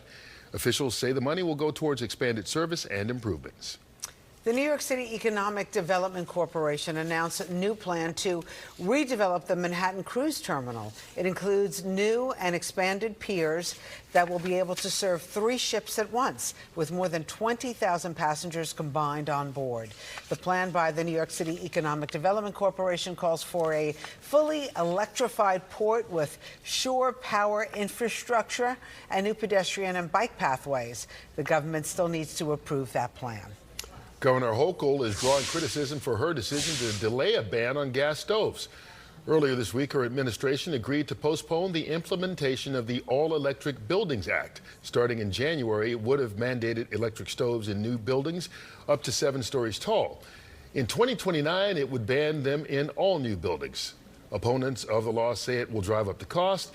Its backers say the governor caved on a promise to support clean energy initiatives. The City Council is considering a proposal to establish a Department of Emergency Medical Services separate from the FDNY. Councilmember Justin Brannan has introduced legislation before 2 committees. He's calling for the city to undo the EMS-FDNY merger and reimagine a standalone EMS department. He says only about a quarter of the FDNY budget goes to EMS, even though for every 911 call for a fire, 3 calls come in for a medical emergency. A high school on Long Island taking real-world learning to a whole new level. Students are using robots to simulate real-life emergencies. Good Day's Jody Goldberg got a first-hand look at how the medical mannequins work. I'm going to check your pulse and make sure everything's normal. I'm so sick. It looks like a doctor's office, but it's actually a classroom here at Baldwin High School. And for these 10th graders, the future of medicine is starting now. We try to make it as immersive and realistic as possible. AI-powered patient simulators that blink, breathe, and even speak. I feel tightness in my chest. Are teaching students how to be hands-on and handle high-stress situations. Responsive. We have pulse, pupil responsiveness, simulates a full circulatory system. We can actually administer medication. They can even check glucose levels. His blood sugar level is too high. And listen for different heartbeats. With a steady beat. It's hard to simulate what a normal heart versus an abnormal heart sounds like, but with the software that we have coupled with these models, we can. 9, 10. Students who take the class leave with their CPR and first aid certification. The different lobes of the lungs. And by senior year, they're earning college anatomy and physiology credits. It is an extremely rigorous course in which they leave with 8 college credits from LIU. This is about as real as it gets. How does it prepare students for the real world? We're taking content and we're taking techniques, we're melding them together in the classroom to create the future of instruction. Sophomore Shamayo Kibo hopes to be a radiologist. It makes me more into medical field and makes me want to do it more. And Hugo Obasi, a cardiologist. I like this a lot. One of my favorite classes. From the classroom to hopefully a career. In Baldwin, Long Island, Jody Goldberg, Good Day, New York. Great head start. I'm sorry, it's a little weird. Okay. Yeah, they're high school kids. They're getting an opportunity. That's what you look at. That's nice. All right. All right, when we come back, we'll tell you why some New Jersey lawmakers want to get rid of daylight savings time now. And in the 9 o'clock hour, la-da-dee, la-da-da. Who am I channeling? The one, the only Crystal Waters. That's right. Crystal Waters is here. Not Crystal Young. She'll be here too. But Crystal Waters is going to perform la-da-dee, la-da-da. She's taking her house music to a new level with I Am House Orchestrated. We'll talk about that at 9.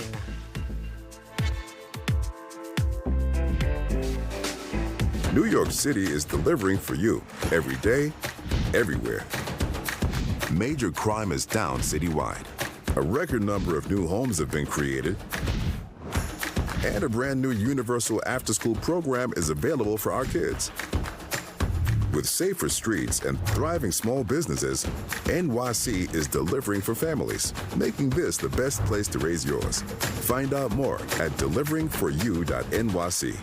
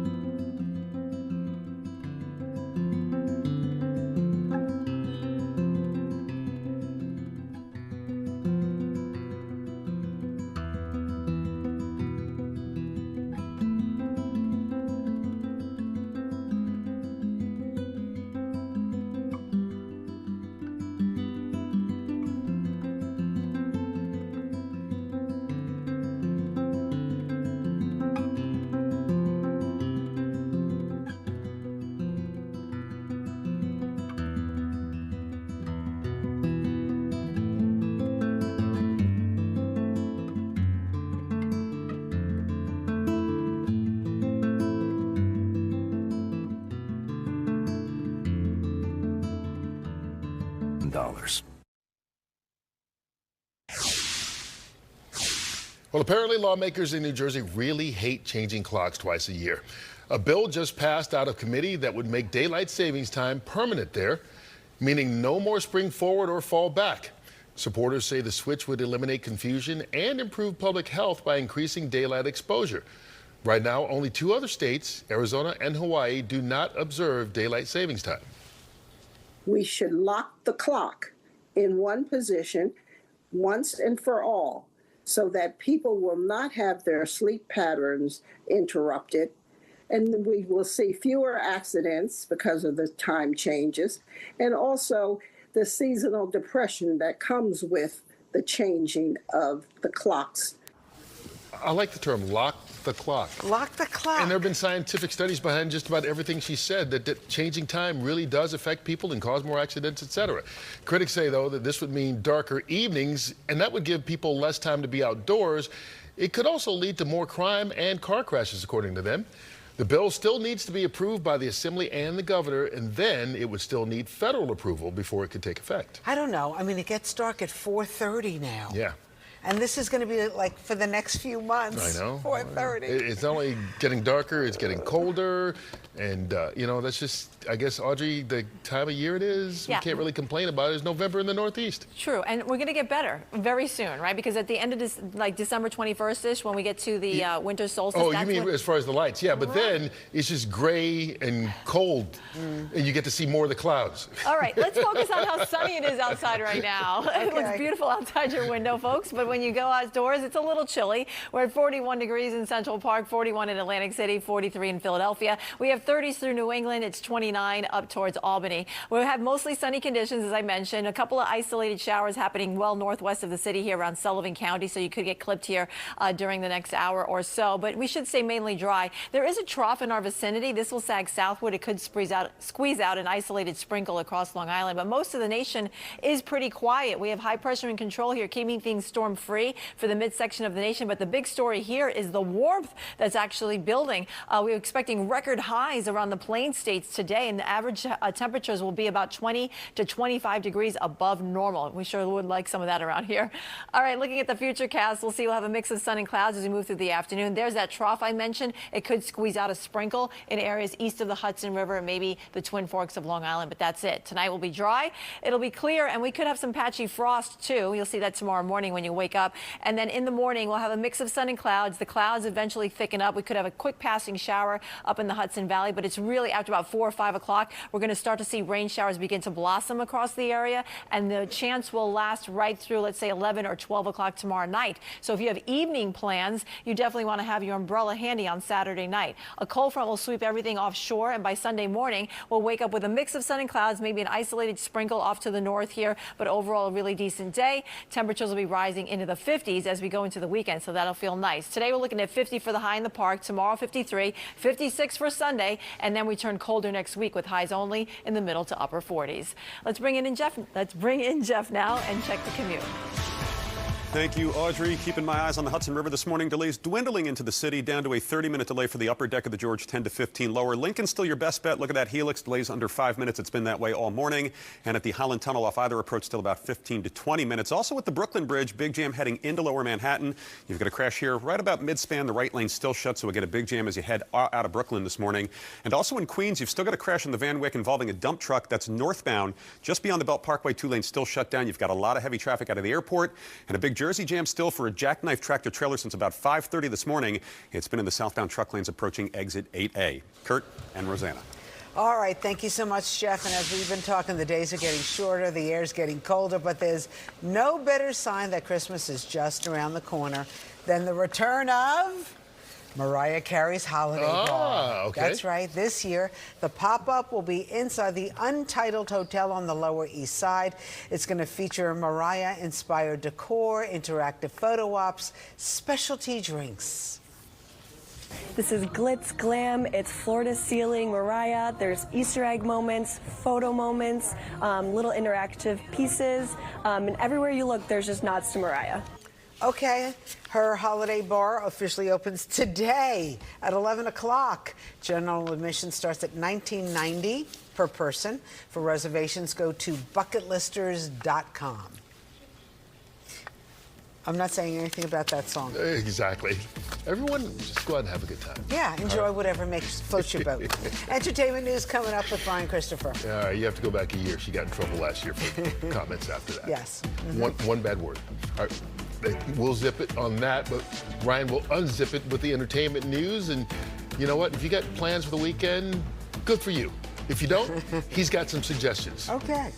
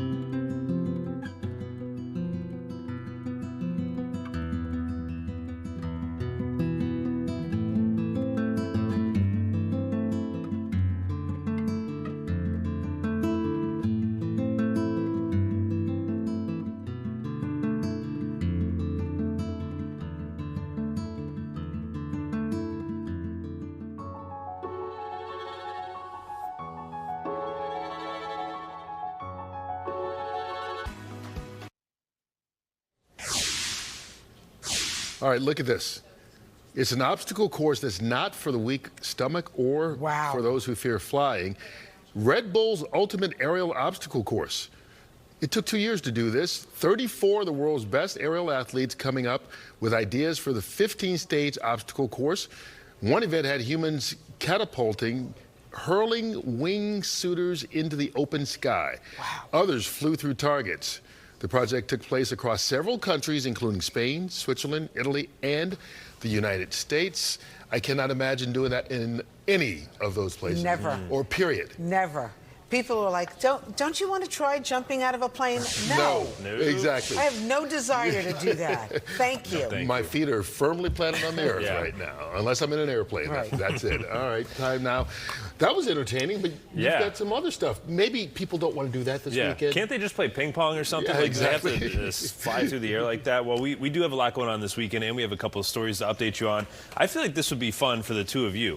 All right, so maybe we could take inspiration from this. Comedians Kevin Hart and Kenan Thompson are now teaming up in an unexpected way in a new venture. They're actually going to co-host a sports talk show on Prime Video. I want to see the Curt and Rose show. Oh, Rosanna was breaking sports news this morning. You missed it. But wait a second, Curt. Now you're getting a little too close to comfort for Curt. For Curt? All right. How dare he take over a little bit of Curt's world? Well, that's true. All right. Hey, well, you just saw Kenan Thompson. Yes. There's Steve Harvey. You also played Steve Harvey. That is true. In the Fox Sports Halloween skit there. There you go. Now let's move on with this. This new series is going to be called Good Sports with Kevin Hart and Kenan Thompson, and they say it'll feature sports superfans teamed up with comedy superstars. So this will be cool. It'll be everyday superfans with celebrities discussing what's going on in the world of sports. And you know, sports fans, they all have their opinion. The show has received a 12-episode order, and the first episode will be available to stream on November 25th. And both those guys are legit sports fans themselves. They are, right. So they have a little background right there. Exactly, so it helps. And speaking of Curt's world, let's talk about the NFL, shall we? And not New York, but let's talk Detroit, shall we? The NFL announcing that Eminem, yes,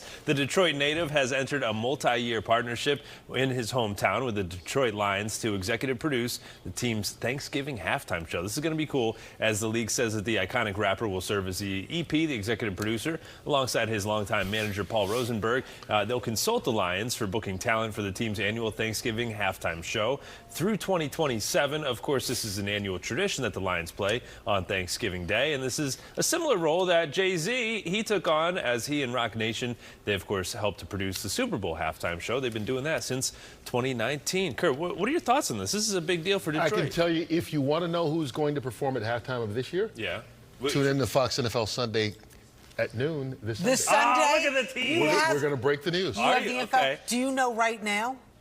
We're going to break the news on Fox NFL Sunday. Are you ticklish? Got secrets. Come on, get it out of him, bro. All right, now also, let's talk about one of Rosanna's favorites. Superstar Sting has revamped his Broadway musical, and now he's taking it to the Met right here in the city. So The Last Ship, that's the title of the show, will be performed at the famed Opera House in June for only 9 performances. So get your tickets while you can. Sting will star in the new production. He also wrote some new songs for this, but The Last Ship premiered on Broadway on back in 2014, and it closed a few months later in January of 2015. So super exciting. Sting coming back here to New York City, but it'll be next summer, so very exciting.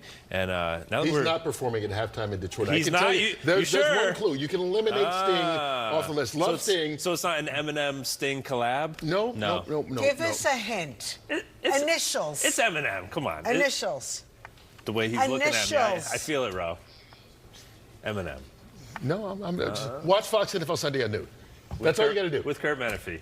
I'll be there. Oh, wait. And you got more? I forgot. But wait, there's more. The weekend preview, baby. That's what we're all looking forward to. Here's a little preview of what's going on this weekend. I'm sorry. Oops. The New York Comedy Fest brings the laughs all weekend long across various venues throughout the 5 boroughs. I have some news jokes if you Yes, go for it. I wrote one down. Okay. Cuomo, more like Nomo. That was supposed to be for NPR. How are you guys? How are you guys? Let's not get political. I thought you were going somewhere with that. Fanatics officially opened ticket sales for Fanatics Fest 2026, returning to New York City July 16th through the 19th. And to mark this special moment, the company has unveiled a first-of-its-kind installation in Williamsburg, the most valuable billboard, the MVB. Check it out at 22 North 14th Street.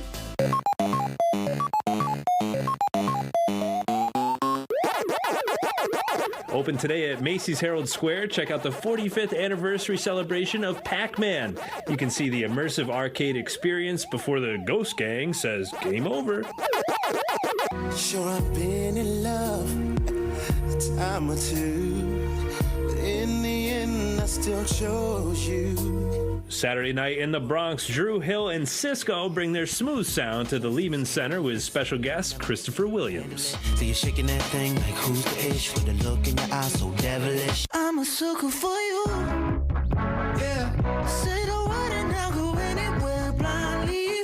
And Sunday and Monday, the Jonas Brothers return home to the Garden State for 2 nights at Prudential Center on their Greetings from Your Hometown tour. You make every day feel like it's Christmas. Every day that I'm with you. There you go. The Joe Bros coming here to Jersey, back home, but 9 o'clock. Big show, right? Lily Gladstone here. She's got a new documentary called Bring Them Home. Fresh off her latest championship win, WWE star Chelsea Green will join us as well. And we have a one-of-a-kind performance from house music icon Crystal Waters.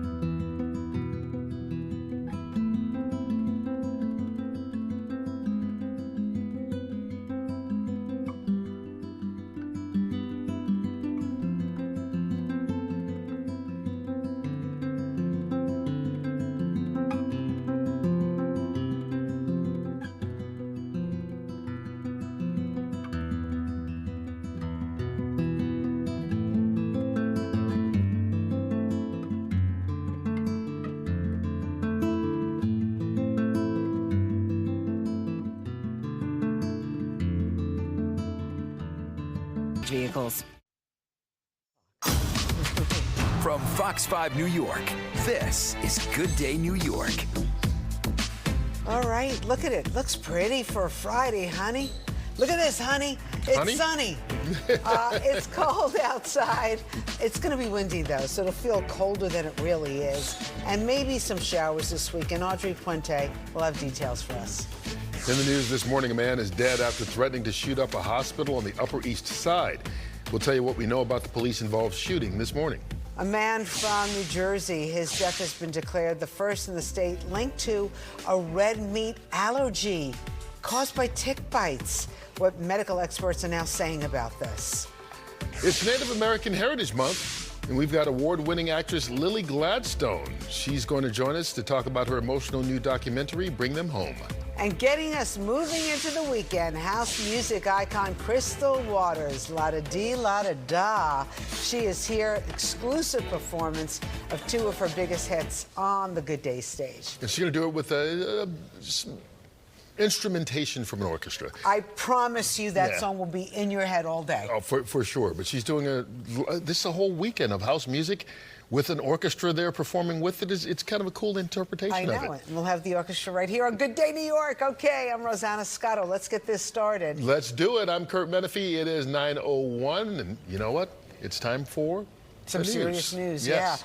Yeah. Did you hear about this? We were following some shooting on the Upper East Side. Police shot and killed an armed suspect. Yeah, police say the man was threatening to shoot up a hospital before opening fire on officers, and it all unfolded in front of innocent bystanders. Haley Fixler live on the Upper East Side with more on what we're learning about this morning. Haley. Good morning, Curt, Rosanna. Yeah, not only did the shooting happen in front of people at this bus stop here behind me on Madison Avenue, but police say the suspect also pointed a gun at different people at different locations. So let's start at the very beginning. This all happened at a residential building on Madison Avenue around 7 o'clock last night. The suspect was first spotted in an elevator talking with another man when officials say without any warning, he pulled out a gun and pointed it at the man. The suspect then kept pointing it at him until they got to the ground floor. He left the building. Officials say the suspect then headed to a nearby deli. Take a listen to what happened next. Who goes behind the counter and points a firearm at a deli worker standing behind the counter and says to him, "Call 911. I'm going down to the hospital to shoot it up." The individual steals the deli worker's phone and flees the location. Police say the suspect then went to Mount Sinai Hospital. That was just about a 7-minute walk away from where he was.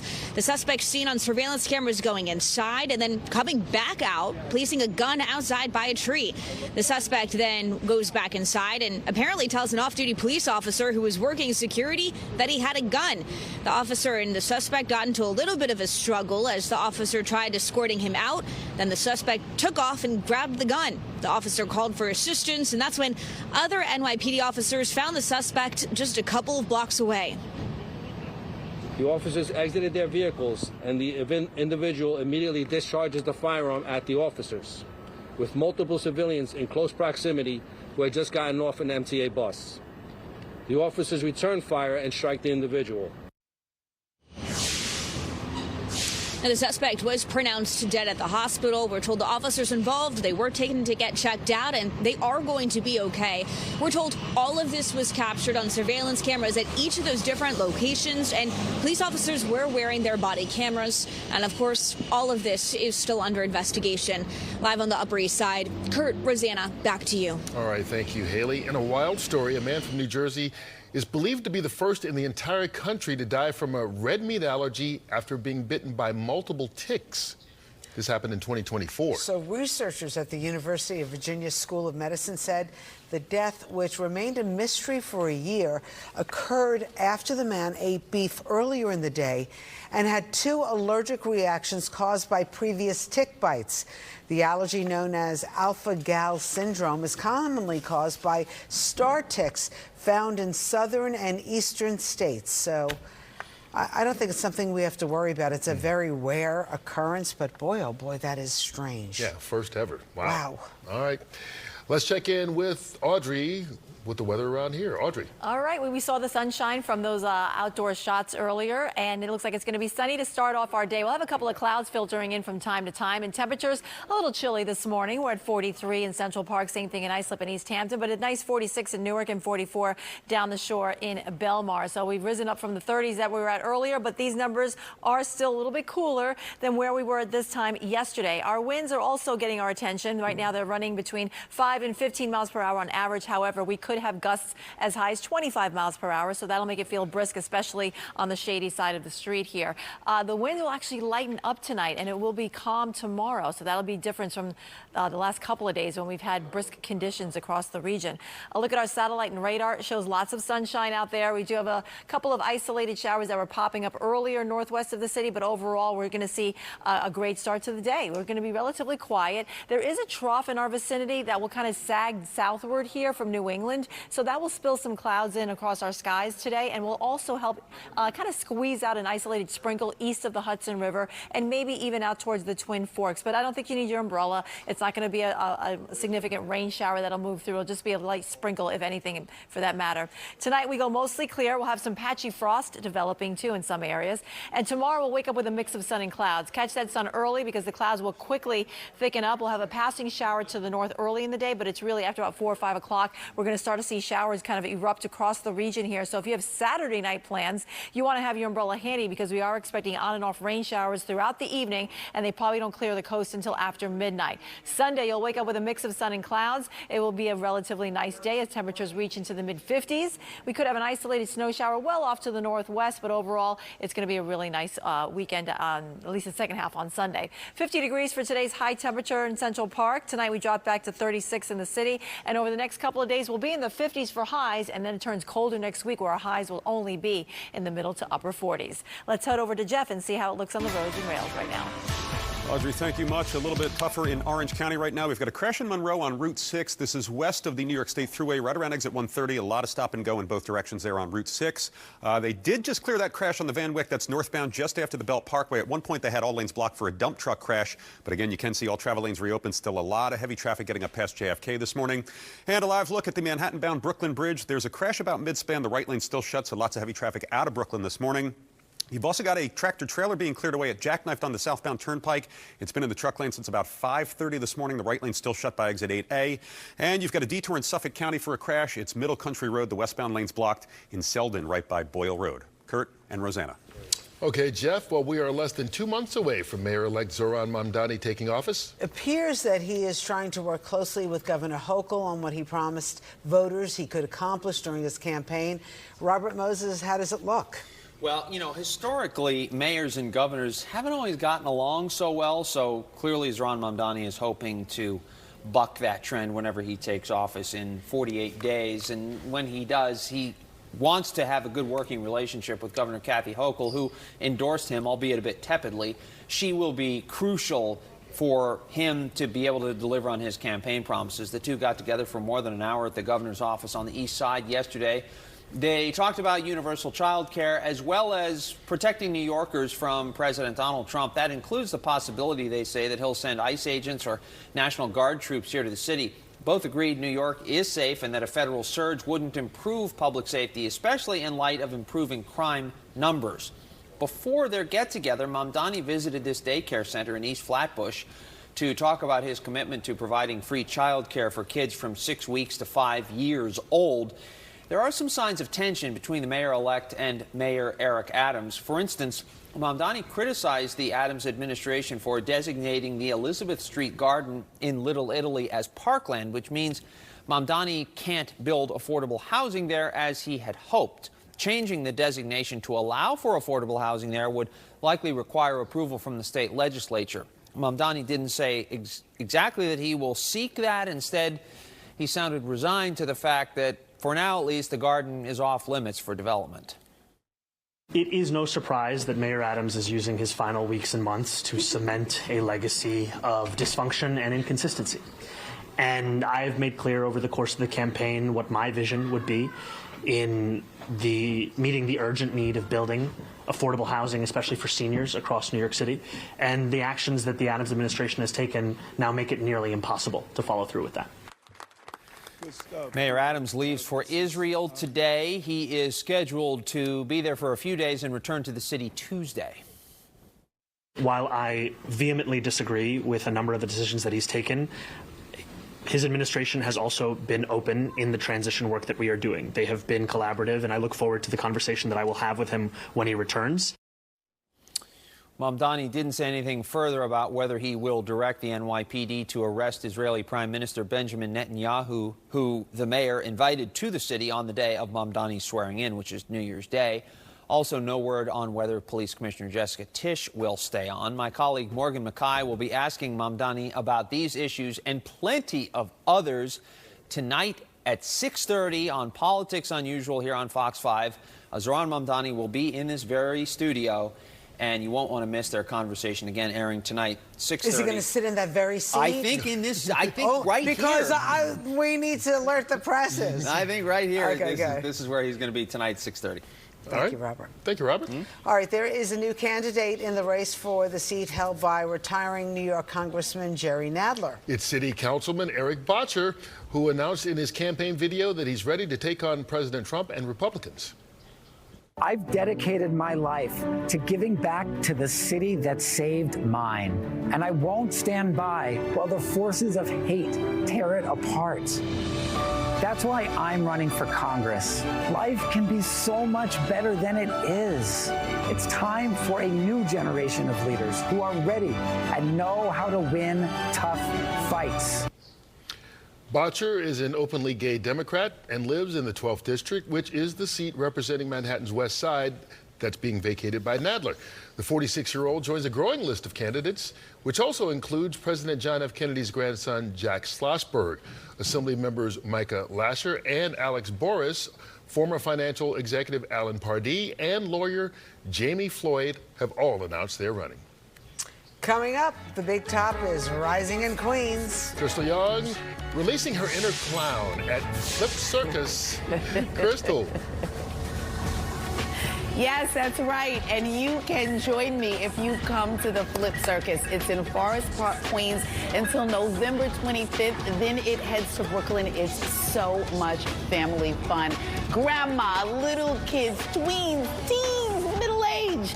It's a good time. Flip Circus. I'm going to have the story of Flip Circus that has bounce jugglers, regular jugglers, clowns, and so much more. That's when Good Day comes right back.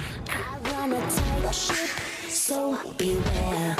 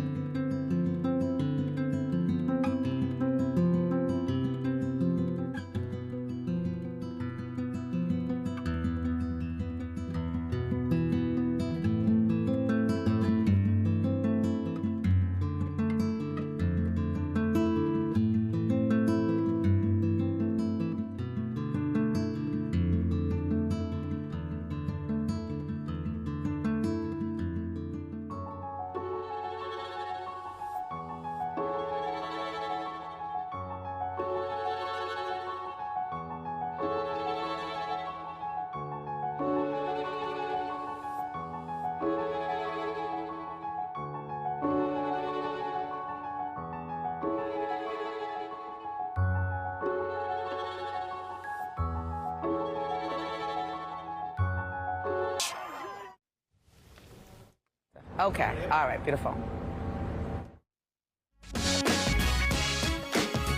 Okay. And there's the music. There it is. Okay, it's Friday. You know, the Flip Circus has arrived in the city, and we're all flipping out. Exactly. We just flipped there. You heard her voice, then you heard the music, but now we'll see her in person. Crystal Young live there in at the Forest Park, Queens, to tell us all about exactly what the Flip Circus is and maybe be joined by a few entertainers. Maybe be taken away by the circus, at least mentally. So Flip Circus is relatively new. It started about 4 years ago. It broke off from something called Circus Vasquez, which a lot of people knew and loved. And they've rounded up international circus acts and brought them all together. So here in Queens, it's about 800 seats, but you can't have a bad seat. It's just one big top, and it is super cool. Now, they have a contortionist. I know we have video of that. He's from Ethiopia. I mean, he does some back cracking, leg twisting moves that will have you going, oh my God, I got to get to the chiropractor, and that wasn't even me. But he's just one part of Flip Circus. Now, let me explain. Earlier, I had my little party hat on, but guess what happened here last night? There was a party because it was Luva's birthday. She turned 30. Did you have a good time? Let's start with that, and happy birthday. Thank you so much. Thank you for being here. Thank you for, well, I did had a great time last night. Okay, but okay. I'm having a good time this morning as well. I like that. So what comes after a great night? A good morning, and only a few hours sleep and looking so beautiful. Explain to me what bounce juggling is. All right, so it's a discipline that I developed with the bounce juggling balls. I developed this discipline about 10 years ago, so I started practicing. It's a different type of juggling because you're more used to see like the clubs or the rings. Yes. So this is like kind of different, so I want to try something different. Okay, and you don't even have to look down or at your hands. You just kind of know where the balls are. Well, it's like it's a strange feeling. We were talking about it before. Yeah. And if you see like I can juggle, Yeah. like I can look at the camera and then maybe I can try to look at you, and it just it's different, but like you can focus in a certain point. Yeah. And after you, as a juggler, you know the feeling, like you know how you throw through the air, and then you know where it's gonna fall through your hands. Fabulous. So it's it's just juggling. My mouth is hanging open.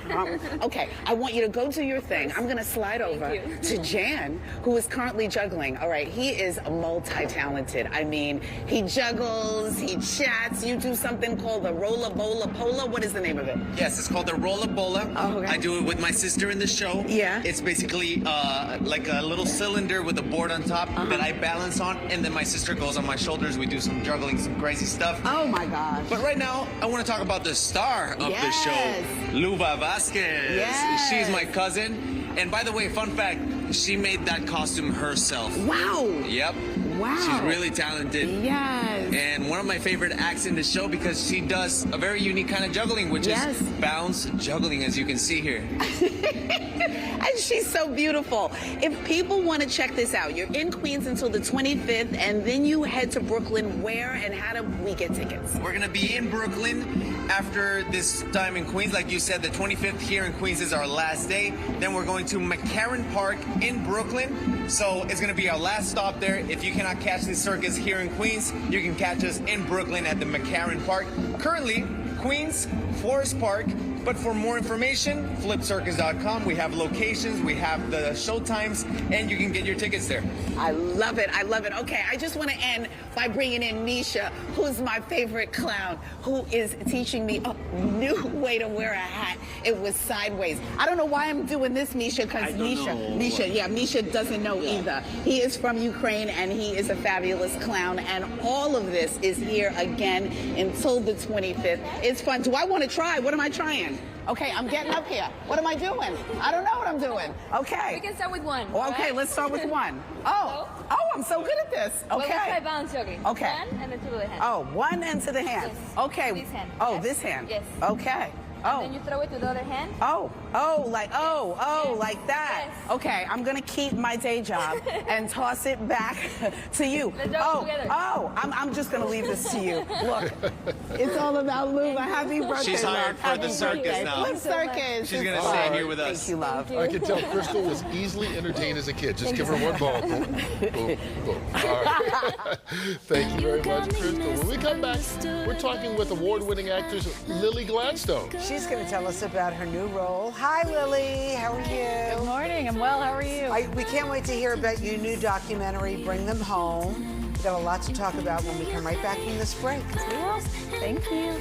Wait until you like me again.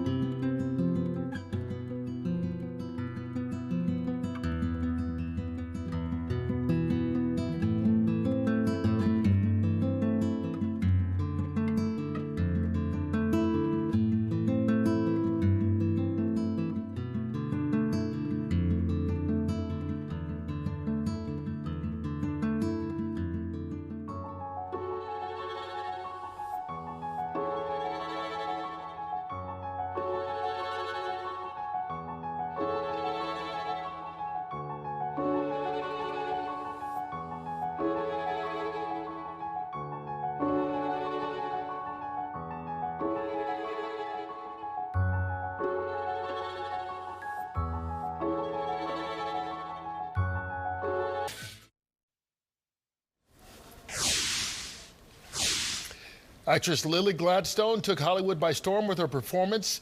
It was a powerful one in Martin Scorsese's Killers of the Flower Moon.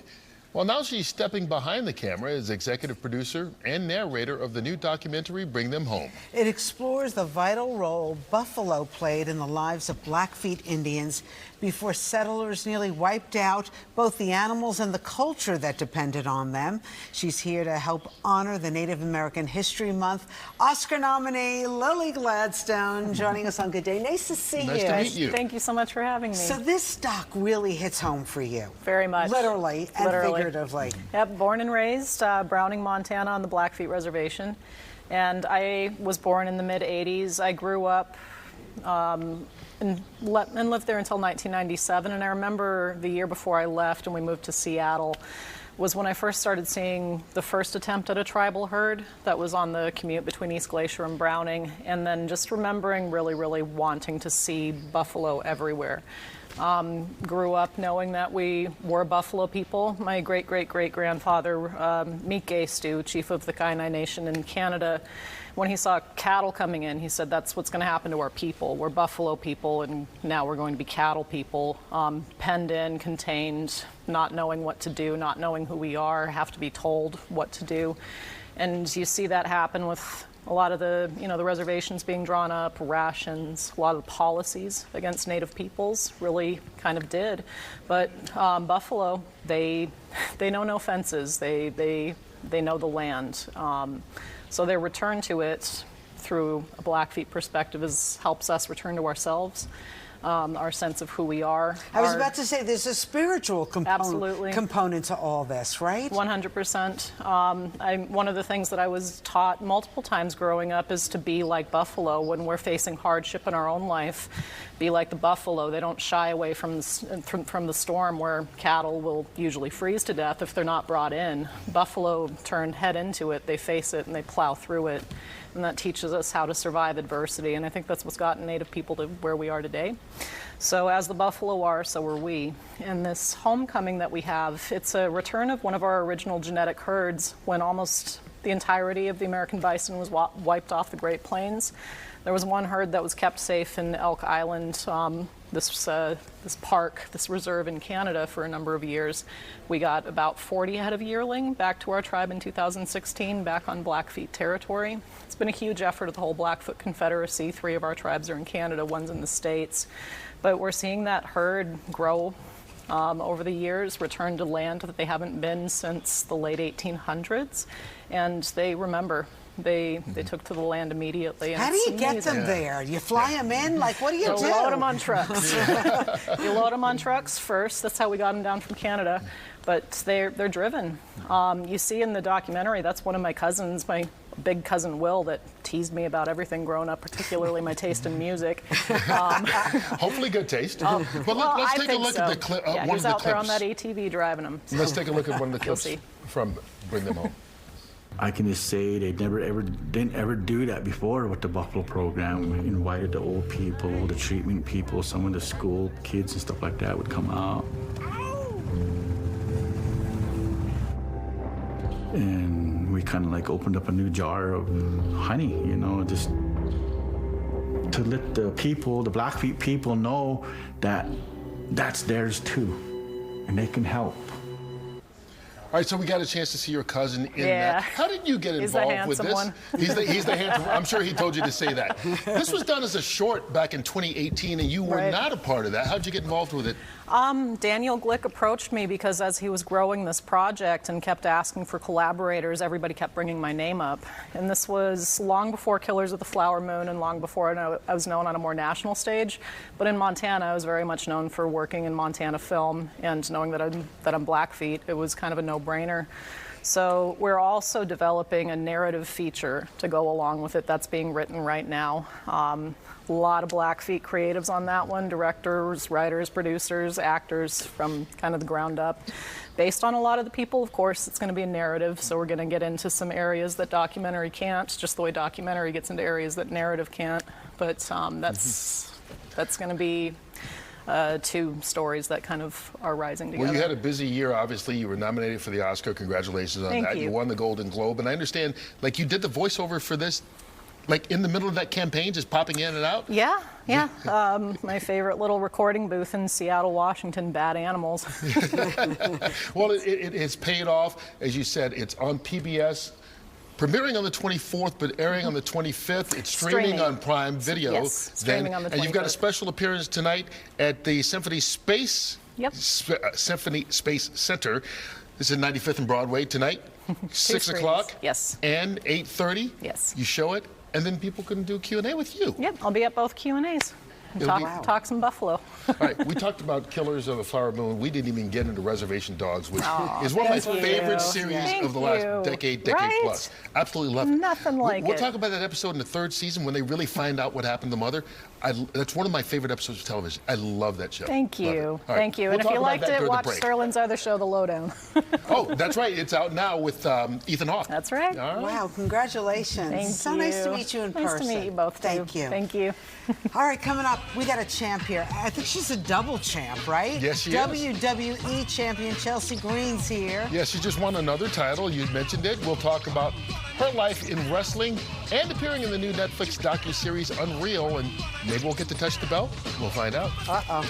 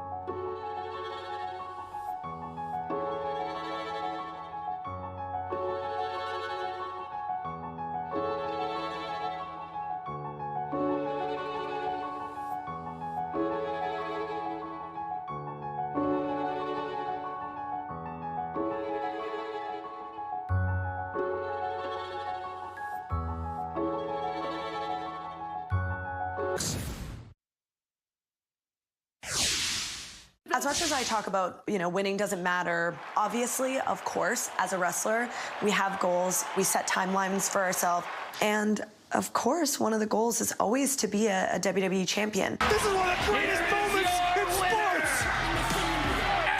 And new United States champion, Chelsea Green! Cole, stand up, pledge allegiance And to she the was the champion! first. Chelsea Green, the first ever women's WWE US champion. She's profiled in the Netflix documentary series WWE Unreal. It's a show that pulls back the curtain on the WWE superstars and the WWE creators. All right, now after just winning the championship for the second time, but who's counting? Chelsea is here with us on Good Day. Nice to see you. Very nice to meet you. Thank you. Good to see you guys. You got a lot of good stuff coming up and happening right now. 2025 was a very good year. It's incredible. We're ending strong with the double championships. And by the way, I love that you're not showing them off. Oh, You no. brought both of them, not one, but two. I'm not boastful at all. No, she only worked 11 years to get here. Yeah, you've earned them, right? So this is the Canadian and Mexico championship. So that one is the mixed AAA tag team title. So I have a partner, Ethan Page, who I wrestle with in Mexico. We take that kind of around the world, no big deal. And then that, of course, is the beautiful United States Women's Championship. And we just unveiled that for the first time last December. They should call it the Chelsea Green Belt, since you're the first one to get it. Well, I mean, it basically is. At this it's like point, the I'm Lombardi Trophy, the Chelsea Green Belt. Thank you. Yeah. I'm going to send a formal request. All right, so you are dangerous. How do you really are. Tell us about the documentary or this show, because it really goes behind the scenes. We get a good look. Yeah, so I was in Salt Lake City when they called me and asked me to be on it, and I was honest with them. Look, if you're going to film me, you're going to have to edit me. I'm going to be myself. I'm going to do exactly what I do. I'm too busy to be self-editing.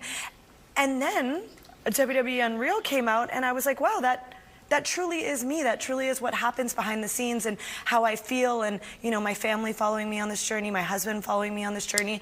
Who's also a WWE. He was in And a Long WWE Island for, guy. Yeah. Long Island guy for about 15 years. We're hoping he makes a big comeback, fingers crossed. Okay. But yeah, it's been amazing because we're pulling back the curtain a little bit, you know? We're not revealing all the secrets, but we're revealing 50% of the secrets, and I think that's what wrestling fans enjoy about watching Unreal. All right, we got another little clip. Let's see Chelsea in action. The creative team deems me worthy of a championship, but I can control my attitude, I can control what I look like, and, you know, I can control, I mean, that's really it, isn't it? All right, look, for decades now, wrestling's been out in the open about, you know, it's scripted, it's not, you know, like a football sport or something else. Yeah.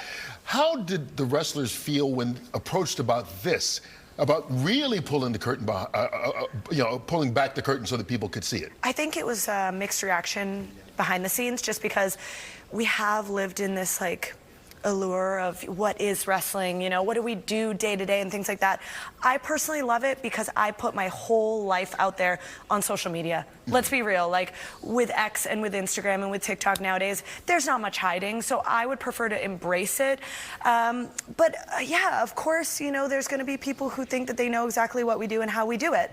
And so I think this is just maybe giving them a little taste of it. Just a little. All right, I got to talk about the hair and the hat. Because, first of all, where is the hat? You're selling the hat. You didn't bring one for us. You heard that Curt was going to try to take it, right? Well, I was worried. I was worried I would leave here with 0 hats. I've got all my hats packed. We just dropped my very first hat for fans to purchase on WWE Shop. It's been a 2-year labor of love. The hat is me. I am the hat is me. And what about the hair? Because the hair, it's all about the hair. I mean, look at me. I've got a full 5-pound ponytail in today. It's all about the hair. Me stealing that too? Is that why you didn't bring it in? Oh, well, I didn't say it. You did. You know, the thing is, though, but like you design all your stuff that you wear. So like this, I'm sure, and I haven't had a chance to watch you on Unreal, but do you get a chance to share that side of you as well? I do. I showed them my collection of gear. You know, one thing I take pride in is that I try not to wear a set of gear twice. Oh. So obviously in 11 years, that equals a lot of gear. I'm not very great at math, but it's a lot of gear. Where do you put all that stuff? Yeah, well, we had to build a house. A bigger house with a bigger closet. What are you going to do with it eventually then if you're not going to wear it twice? I think it's going to be something fun to show my kids. I'm not by nature a sentimental person, but my husband is, so he reminds me after every really big moment, like, you have to keep that gear because we have to show that to our kids, right? It's going to be something that, I mean, hey, maybe it'll go in a WWE museum one day. Oh, or the Chelsea Green Museum with the Chelsea Green belt. Thank you. Bring it all together. Real quick, you grew up in Canada. Yes. But your husband, Matt Cardona, Merrick, Long Island. Yep. Did you spend a lot of time in Long Island, or have you? No, but now I'm basically a New Yorker. I mean, come on. We're always here. We spend every Christmas here. Oh, you do? Yeah. What do you do? What do I you don't do? think there's anything more magical than New York at Christmas. So I bring my family here. Last year, everyone came. And, you know, we eat good food, we drink good wine. Do you tell them to walk fast on the sidewalk, though? Don't slow things down looking at everything? We're fast walkers in Canada. Okay, good. there we go. Yeah. I could just see her and the family just blocking up Fifth Avenue as they go see the tree. Look at the light. Yeah, okay. No. Chelsea, Been there, done that. We walk fast. All right, good. Champ or no champ, I'm taking you down on the sidewalks of New York City.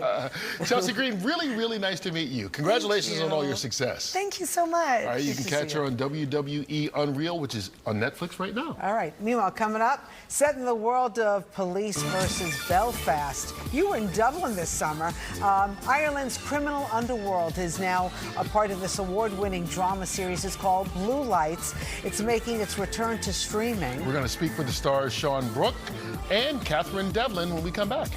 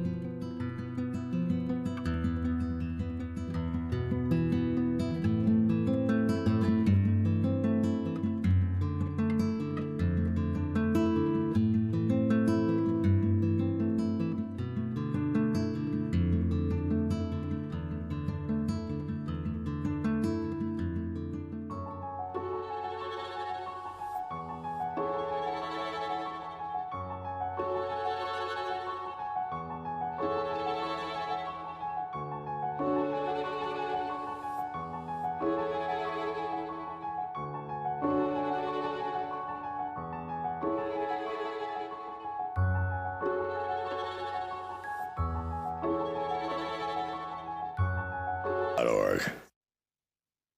I'm thinking of moving back up home to help look after my mom. Thought you couldn't go live back there because of like a threat? Who told you that? You know, this didn't happen to you. This is something you did.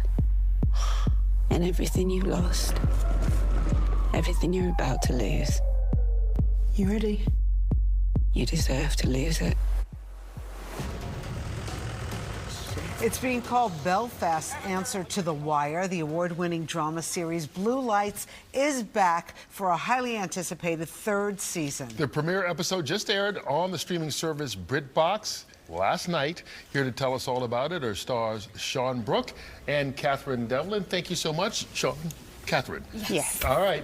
Let's talk about this series. Thank you for joining us here on Good Day New York. And I'll start with you first, Sean. Here, you take a look at it, and this is, you guys both play constables or police officers, but it's about the seedy world of lawyers and accountants and all those people behind the mafia. Absolutely. I mean, this series came about, you know, it started following these characters, and they were rookie cops at the very beginning in season 1. And it follows them and how they navigate all of the people that they meet. It's very firmly set in Belfast, and this time round it sort of concentrates on South Belfast, where, as they say, the real criminals live. And it really gets into the underbelly of this criminal underworld, I suppose. Drug trafficking, exploitation. They meet everything this series. These characters get pushed to their nth degree, so it's quite a ride. Catherine, the first 2 seasons have been a huge hit in the UK. Winning BAFTA awards, etc. You're on BritBox, so now you're here in America. During these interviews, have you found that you need to explain it differently to an American audience, or you think it's one of those things that if you like organized crime dramas, you're going to get it? Yeah, I think, I mean, it being set in Belfast, it does have that real authenticity, and you can very much see the culture within it and how rich the culture is. But I think because of the authenticity, it does travel and it is universal, and people see themselves in the characters, and that's what you want as an actor. They're messy, they're complex, and very, very vulnerable as well. Now, Sean, was your dad a police officer? Yeah. Yeah, so you have a lot of pressure on you to play this correctly. I know, when he watched it for the first time, I was like, Dad, will you give it the seal of approval? And he did. I mean, you know, he's one of its biggest fans. But it was wonderful because growing up, you know, it was part of my world. I was very familiar with the uniform, but I could see, you know, out in the street, when I saw police officers, I didn't necessarily just see a uniform, I would see the human behind it, like my dad. And I think this is what this show does. It sort of pulls back the curtain on what it is to do this particular job, these extraordinary situations that these ordinary individuals find themselves in. And so, yeah, I was able to sort of, my dad was my phone a friend. I love that. and Catherine, I mean, it's very authentic. That's what people talk about. It's so gritty and real. And you guys actually had to train, like, with police officers? Did you have to go to the academy? What was that like? Yeah, I mean, like, every season I was like, okay, I'm going to go to the gym this time round, and it doesn't happen. But it is, and especially, like, physically, the uniform is super heavy, but we are super lucky with having a police advisor on set every single day, so you can go to him for just even like the tiny things too, to make sure that it does feel real. You talk about it feeling real and the comparison to The Wire. First of all, did either of you watch The Wire, or did you watch it? I need to watch The Wire. Apparently it's incredible. I watched The Wire. That series was just immense, and it sort of stayed with me. So to have that comparison, you know, we were in Madison Square Gardens yesterday. It was big sort of billboard with our faces on, and then it said the LA Times, Belfast answer to The Wire. That is a real moment for me, just as an actor, to have that. I was like, it's incredible. So we've been blessed. I mean, the series just seems to get better and better in terms of people's response, and this time round, because obviously it's aired in the UK, it's been so overwhelming. It's been incredible, so hopefully people will tune in here. Well, they premiered the 3rd season on BritBox last night. You can go there and get all the previous episodes of first 2 seasons, and look at you with your names up on Madison Square Garden. Wow. Just like that. We were like little children, do you know? It was like, that will never not be mind-blowing. The energy in MSG is just magical. Well, congratulations. Thank you. So much. All Nice right. to meet you both. Thank you very much. Sean Blue and Lights, Catherine. it's on BritBox. All right, we're going When to we come come right back, back. we're going to get you ready for the weekend with none other than house music legend Crystal Waters. Are you ready? It's going to be in your head all day. She's lighting up the Good Day stage with a very special performance of not one but 2 of her #1 hits when we come right back. I'm gonna be there with the 100%. You love from the back to the middle. We know we can't change everything you don't like about shopping, but here at Stop & Shop, we're going all out to improve what we can. Thank you. We've seen you doing finger math in the store, but no more of that. You deserve a better way to save. Heck yeah, I do. With over 10,000 items always on sale, it's time we actually loved grocery shopping. Justin, when was the last time you went on break? I'm on break right now. With so many ways to save, good things are in store at Stop and Shop.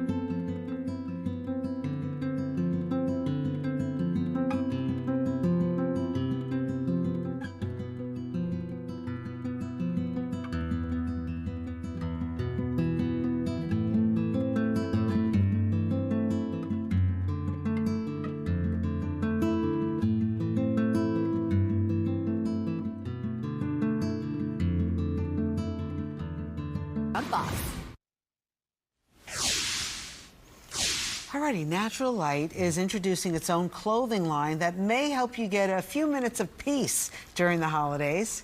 I haven't heard about Natty Light since I was in college. I don't know what this is, by the way. You don't know? What is this? I don't know. Natural Lights? No. They're inexpensive beer. Okay. Their brand is calling it head-to-toe clothing line named Garage Flage. That's very funny. Like camouflage, Garage Flage. It includes prints of pegboard tools, workbenches, and other garage-related things. The company says the clothing line is to help fans, quote, disappear to their happy place when the holiday chaos hits ya. The Garage Flage line is available now at shopbeergear.com, and it costs about $85 a bundle. Huh. You know, I have a friend who would definitely appreciate that. Not my husband, since he can't even change a light bulb. Oh, well, he can use that to disappear so you don't ask him to change the light bulb. Maybe you might be that's right what he about wants that. to do. Audrey.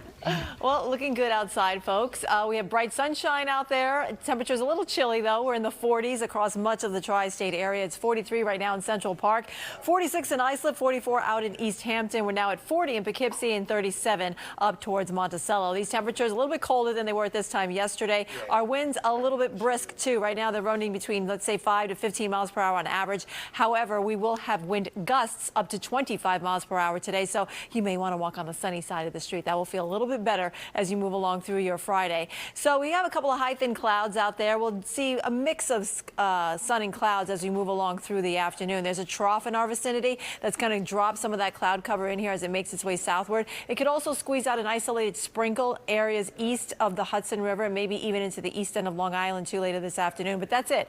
Most of us will be dry today. Again, these will just be a couple little sprinkles, if anything, and we'll have a mix of sun and clouds. Tonight we go mostly clear. It'll be frosty too. We'll have some frosty patches by tomorrow morning. And then tomorrow morning, we'll wake up with a mix of sun and clouds. And the clouds will thicken up. There could be a passing shower off to the north, but later in the afternoon, early evening, that's when we start to see rain developing across the region. There's a front that's headed in our direction, and that will help spark off this shower activity. So Saturday night plans, that's when you want to have your umbrella handy, because the rain threat will last until about 11 o'clock, and everything pushes offshore after midnight, and we're left with drier weather as we go into Sunday. Once again, we'll start out with a mix of sun and clouds. Temperatures will be moving into the mid-50s, and then we have a cold rush of air coming coming in from Canada, and that's going to lead us into a very cold week next week. 50 degrees is what we're looking for our high today in the park. Same thing for Islip, and in Newark tonight we'll drop down to 36 in the city. Tomorrow we're going to 53. Watch out for rain in the evening. 56 is expected high for Sunday. Monday we turn much colder. Temperatures will be in the 40s starting on Monday, and we're going to struggle to get out of the 40s, it looks like, for much of the upcoming week. Our next guest has 16 #1 hits on the Billboard dance charts. Crystal Waters has been instrumental in making house music a global phenomenon. She's taken that sound to a new level with I Am House Orchestrated. It's a concert reimagining iconic anthems with a full orchestra.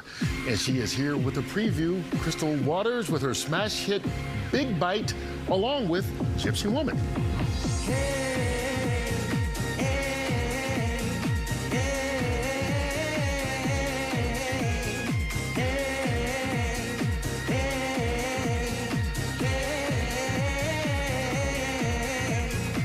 What do you think that you're doing? Who do you think that you're fooling? They don't wanna let you try and live your own life. What do you expect from a hater? You can't expect them to save you. You gotta get out there and build your own mind. Keep dreaming, and it's alright. You gotta believe in what you feel inside. And it's a feeling, you know right.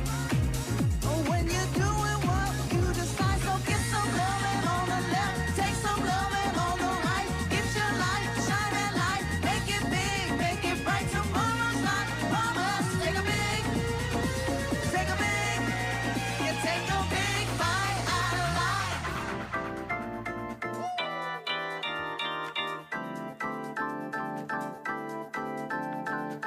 She wakes up early every morning just to do her hair now, because she cares, y'all. Her day wouldn't be right without her makeup. She's never out of makeup. She's just like you and me, but she's homeless. Oh, she's homeless. And she stands there singing for money. La la dee la do da, la la dee la do da, la la dee la do da, la la dee la do da, la la dee la do da, la la dee la do da. In my sleep I see her begging for reaching to leave. Although the fault is not mine, I ask God why, oh God why. She's just like you and me, but she's homeless, oh she's homeless. And she stands there singing for money. La la dee la do da, la la dee la do da, la la dee la do da, la la dee la do da, la la dee la do da, la la dee la do da, la la dee la do da, la la dee la do da, la la dee la do da, la la dee la do da. I say ooh, ooh,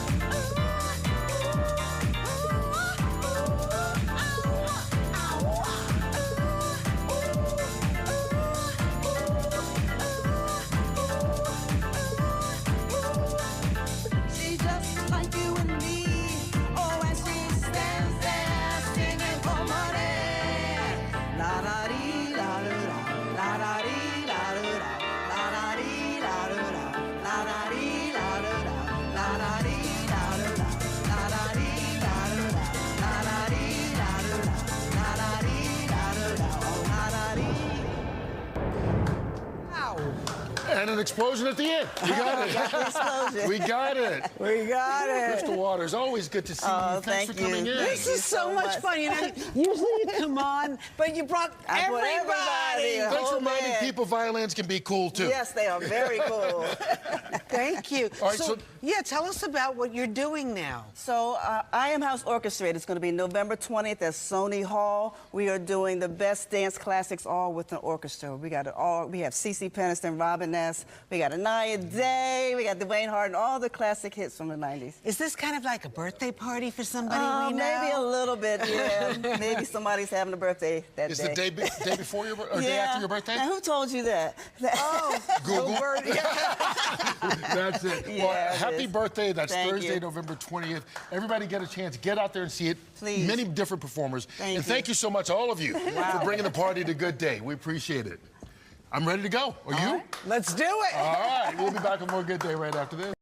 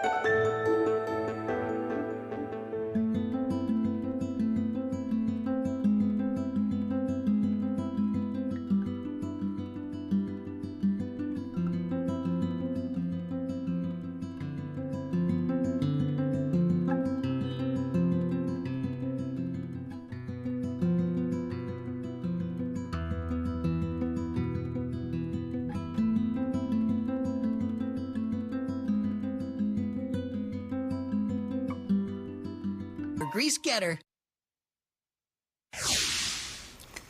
All right, Monday on Good Day New York, actress Mary Elizabeth Ellis here. We're talking to her about the season 2 of Netflix series A Man on the Inside, premiere week next week.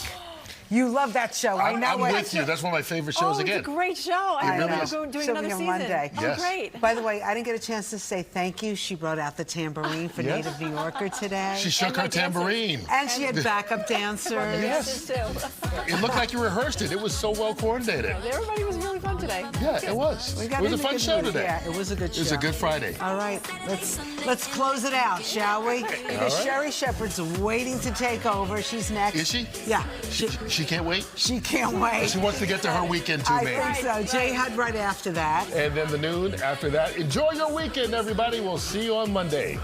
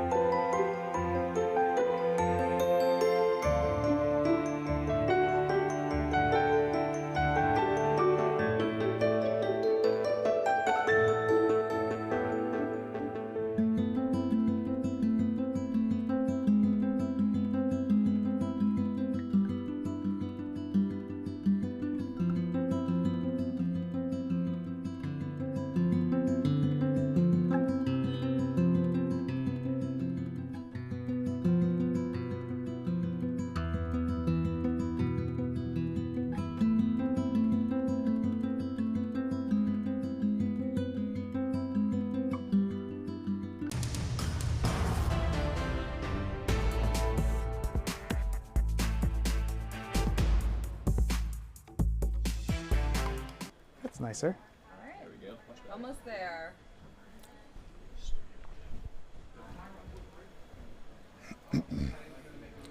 Good. Go ahead. All right, here we are, Newsroom Live, 10:02 on a Friday morning. You're taking a look at our big board right here. You can see all the video monitors that we see. We are watching everything that's happening in the city, all across the country. We've got cameras down in Washington, D.C. We've got them all across New York City. The first one I want to go to, though, is Wall Street. Let's take a look at ELC3. We got big problems down at Wall Street today. The Dow is down. You can see right now we're tracking those numbers live, about 540 points. So what is going on today? Well, it looks like the stocks are falling sharply today because there's a lot of doubt about whether or not there will be this rate cut in December. There was some thoughts that there would be another rate cut in December, but right now we're looking at those numbers. Dow down about 537 points, 540 points. It is possible that things could improve for the day, but that is something that we did just want to make you aware of as we get started here on Newsroom Live. We're going to walk around. We're going to talk about all the different things that are happening throughout New York City. One issue that we are watching, this is on the Upper East Side. Police shooting and killing a man who they say threatened a large group of people at a hospital. We have a soundbite from the NYPD from overnight. Let's take a listen to how the NYPD describes what happens as those officers arrived. The officers exited their vehicles and the individual immediately discharges the firearm at the officers, with multiple civilians in close proximity who had just gotten off an MTA bus. The officers return fire and strike the individual. All right, so again, a 20-year-old man was shot and killed by NYPD officers on the Upper East Side. Our very own Haley Fixler, a reporter, has been out there all morning. She's been learning some new details. Haley, what are you hearing? What do we know about what happened out there last night? Well, hey, Dan, so not only did the shooting with police happen right behind me at that bus stop here on Madison Avenue, but police also say that he pointed a gun at several people and then threatened to shoot up a hospital. So this all really started inside of a residential building on Madison Avenue around 7 o'clock last night.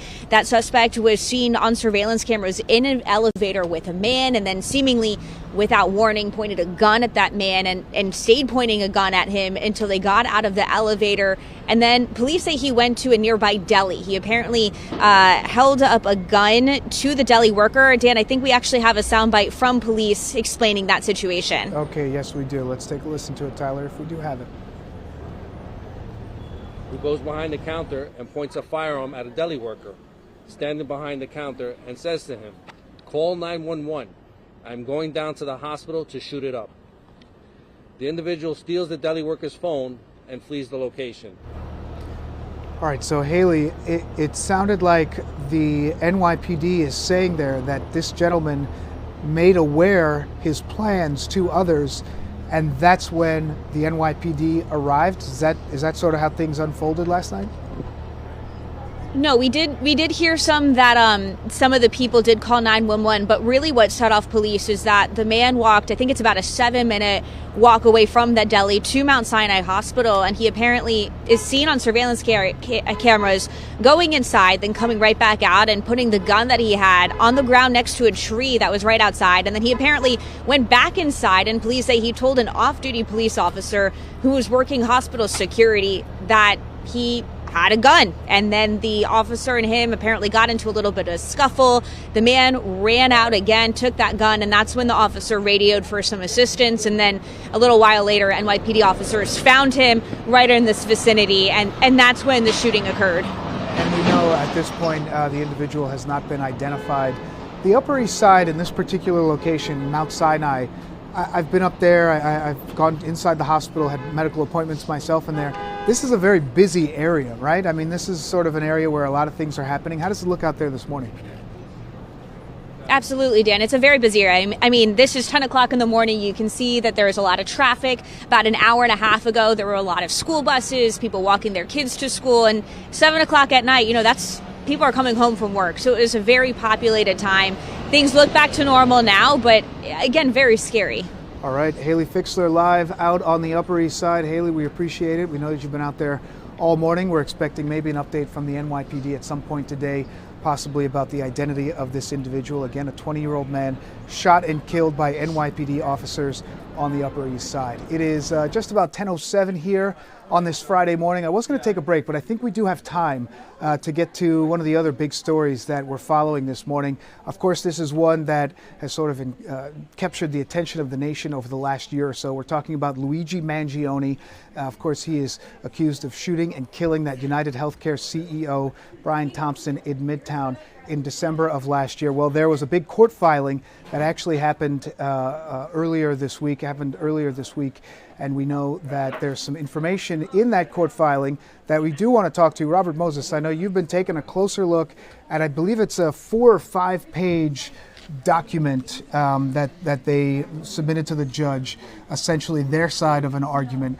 What is in this document here that we should look at? Yeah, so this court filing is from Tuesday, as you mentioned, and essentially what Luigi Mangione's attorneys are arguing is that they're casting doubt on a claim that was made by Chief Joe Kenny with the NYPD. He said at a press conference that Luigi Mangione's mother told the San Francisco police when she filed a missing persons report that this killing was something that quote, she could see her son doing. And I think we have the sound of Chief Kenny actually saying that at a news conference last December. So maybe we can listen to the sound and then we can talk about what the defense attorneys are saying about it. Let's take a listen. Late on the 7th, they had a conversation where she didn't indicate that it was her son in the photograph, but she said it might be something that she could see him doing. All right, so that was the sound we heard from the NYPD there. So just to back up a little bit, Mangione, his parents filed a missing persons report for him because he was in the San Francisco area. They couldn't get in touch with him. The shooting happens, and what the NYPD is essentially had said at that time, or what was said at that press conference, is when they had a conversation with the mother, she was alleged to have said something along the lines of, well, that sounds like something he could have done, which would be significant if it were to be true. But that's the big question, because the defense is now saying, we need to see a transcript, we need to see evidence. If that was presented in public, you need to show us that. And this court filing is saying, where is that That's really the crux of this filing. So what Mangione's attorneys are saying, and forgive me as I look at this, they say there's basically one of two possibilities. Either possibility is favorable, they say, for their case. Either the first possibility is that his mother never made this statement. In which case, that would be significant if police are alleging that she said something that she didn't say. Yes. So that would be significant. Or the second possibility, they say, is that she did make the statement and prosecutors have not provided evidence of said statement in discovery. Discovery is what the prosecution has to turn over to the defense. All the information that they have so you can prepare your defense. You're showing your cards to the defense so that the defense has a chance to mount a defense, to refute the claims that the prosecutors are making. And so part of this sort of lays the groundwork for the argument that the defense might make that Mangione is not going to receive a fair trial, because those statements were then picked up by all kinds of media outlets. All the major outlets. They even appeared in a book that has a novel that has been widely quoted. So what they're saying is, if you can't prove, or there wasn't a transcript of that phone call, then we got a big problem here. And you mentioned all of the media outlets that reported on Mangione's mother's alleged comments. Some of those news outlets are cited in this court filing. December 17th, Fox News. December 18th, People. December 17th, Yahoo. The 17th, Newsweek. April 1st of this year, CBS.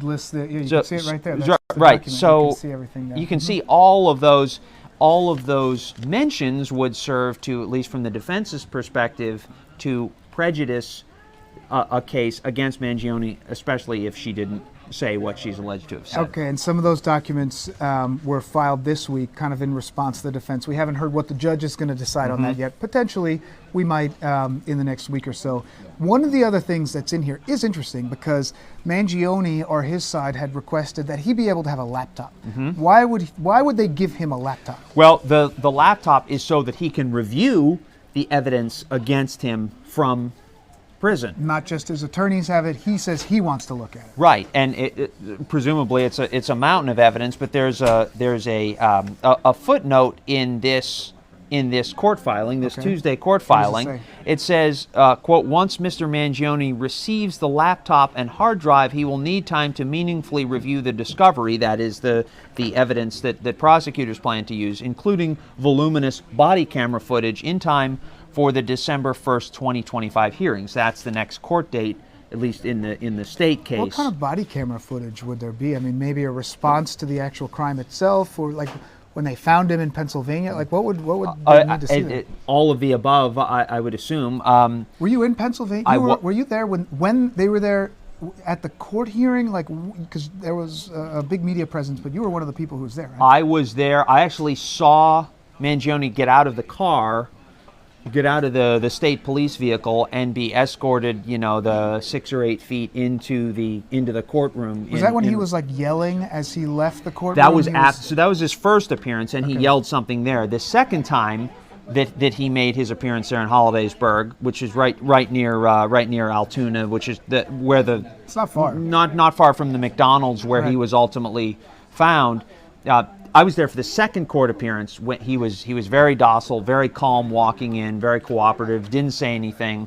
But I was close to him, and they pulled up kind of in an alleyway off the main road. It's a very small town, so when I say main road, this is not a like hugely a one post office kind of yeah.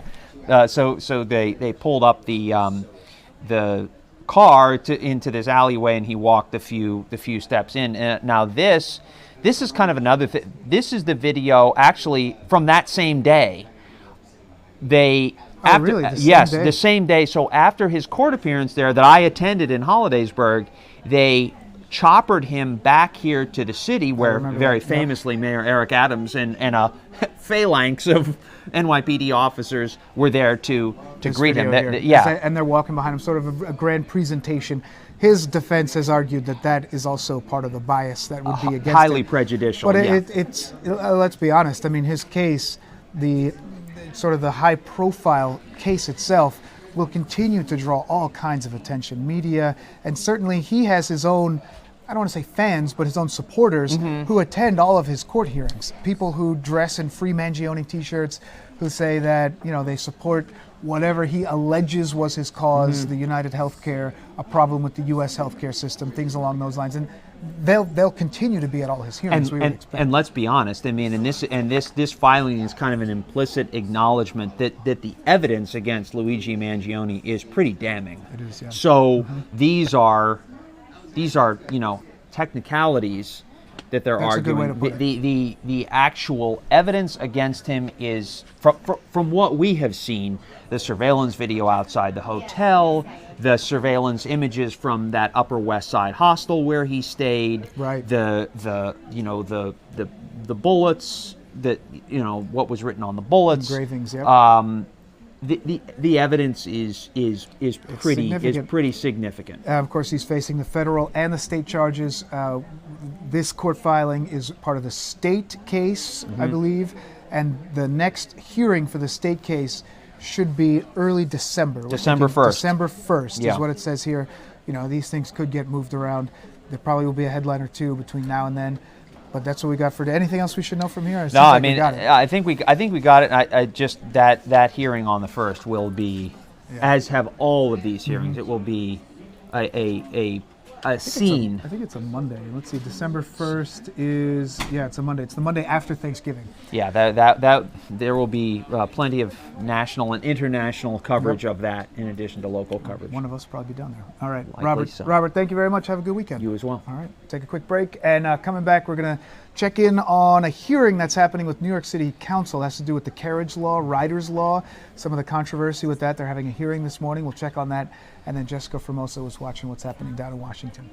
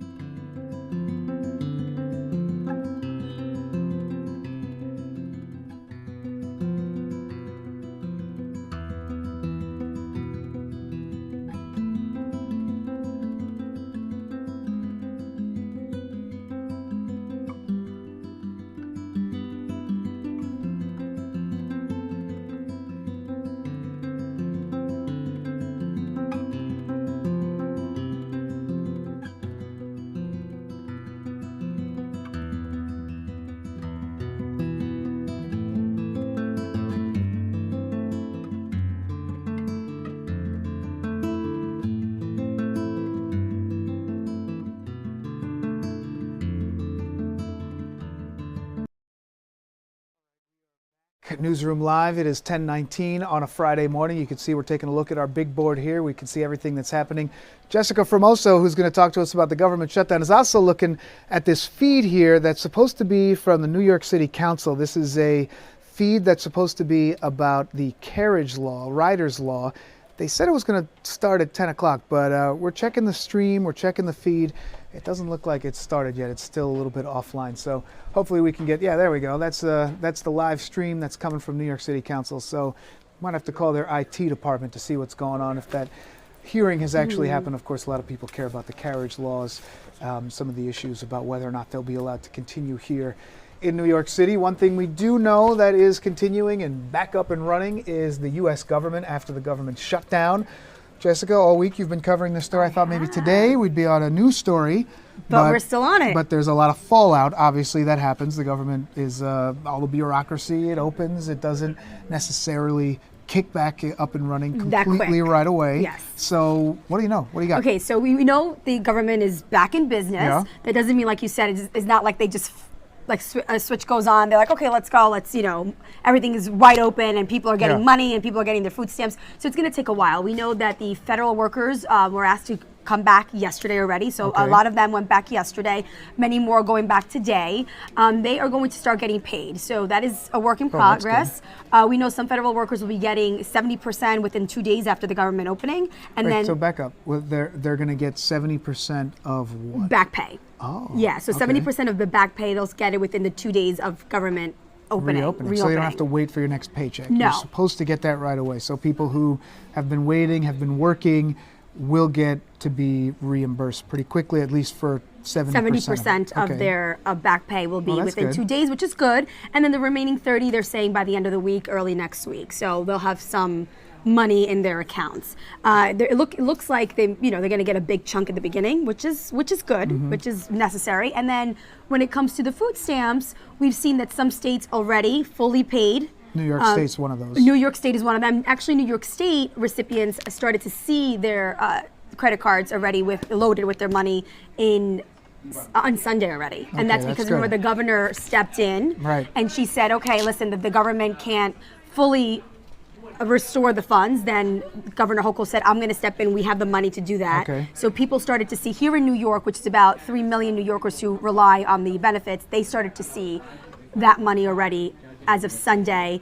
Some people, it takes a while, so I don't want to say like every single New Yorker who relies on SNAP benefits should have seen their money on Sunday. Already, you know, you right. probably saw it on Monday, Tuesday, even some of it coming in today, now that the government has reopened. So that's good. Some states actually, though, yesterday after the government reopened, they were fully funded by the end of the night, which is good. Some states, though, today they said would be the day that they would see the funds. We were talking to somebody about this, right? About this issue? Is that who Yes. we were going to hear from Yes, here? we're gonna What are we going to hear from here? So right now? this woman works with a lot of SNAP recipients, and she's going to tell us about how, first of all, how difficult it has been for many recipients, the confusion. She talks about the confusion and the fact that little by little, everyone's starting to see that money Trickle back in. All right, let's take a listen. Oh, wait, that's Christina. This was also a confusing time. Every day there was different information coming out. Is it 50% of benefits do you get? Is it 65? Is it nothing? Right now, if you are a SNAP recipient in New York State, benefits started to go out on Sunday. We heard from people that had the funds on their cards on Sunday, were able to spend those dollars. So the money has been distributed. It does take a little bit of time to populate on some cards, but people should receive it by the end of the week. So she's talking about some of the confusion because people, you hear that you're not going to have it. Then some people get it. Maybe your neighbor got a little piece and you didn't see anything. So really people were sort of dealing with a lot of different...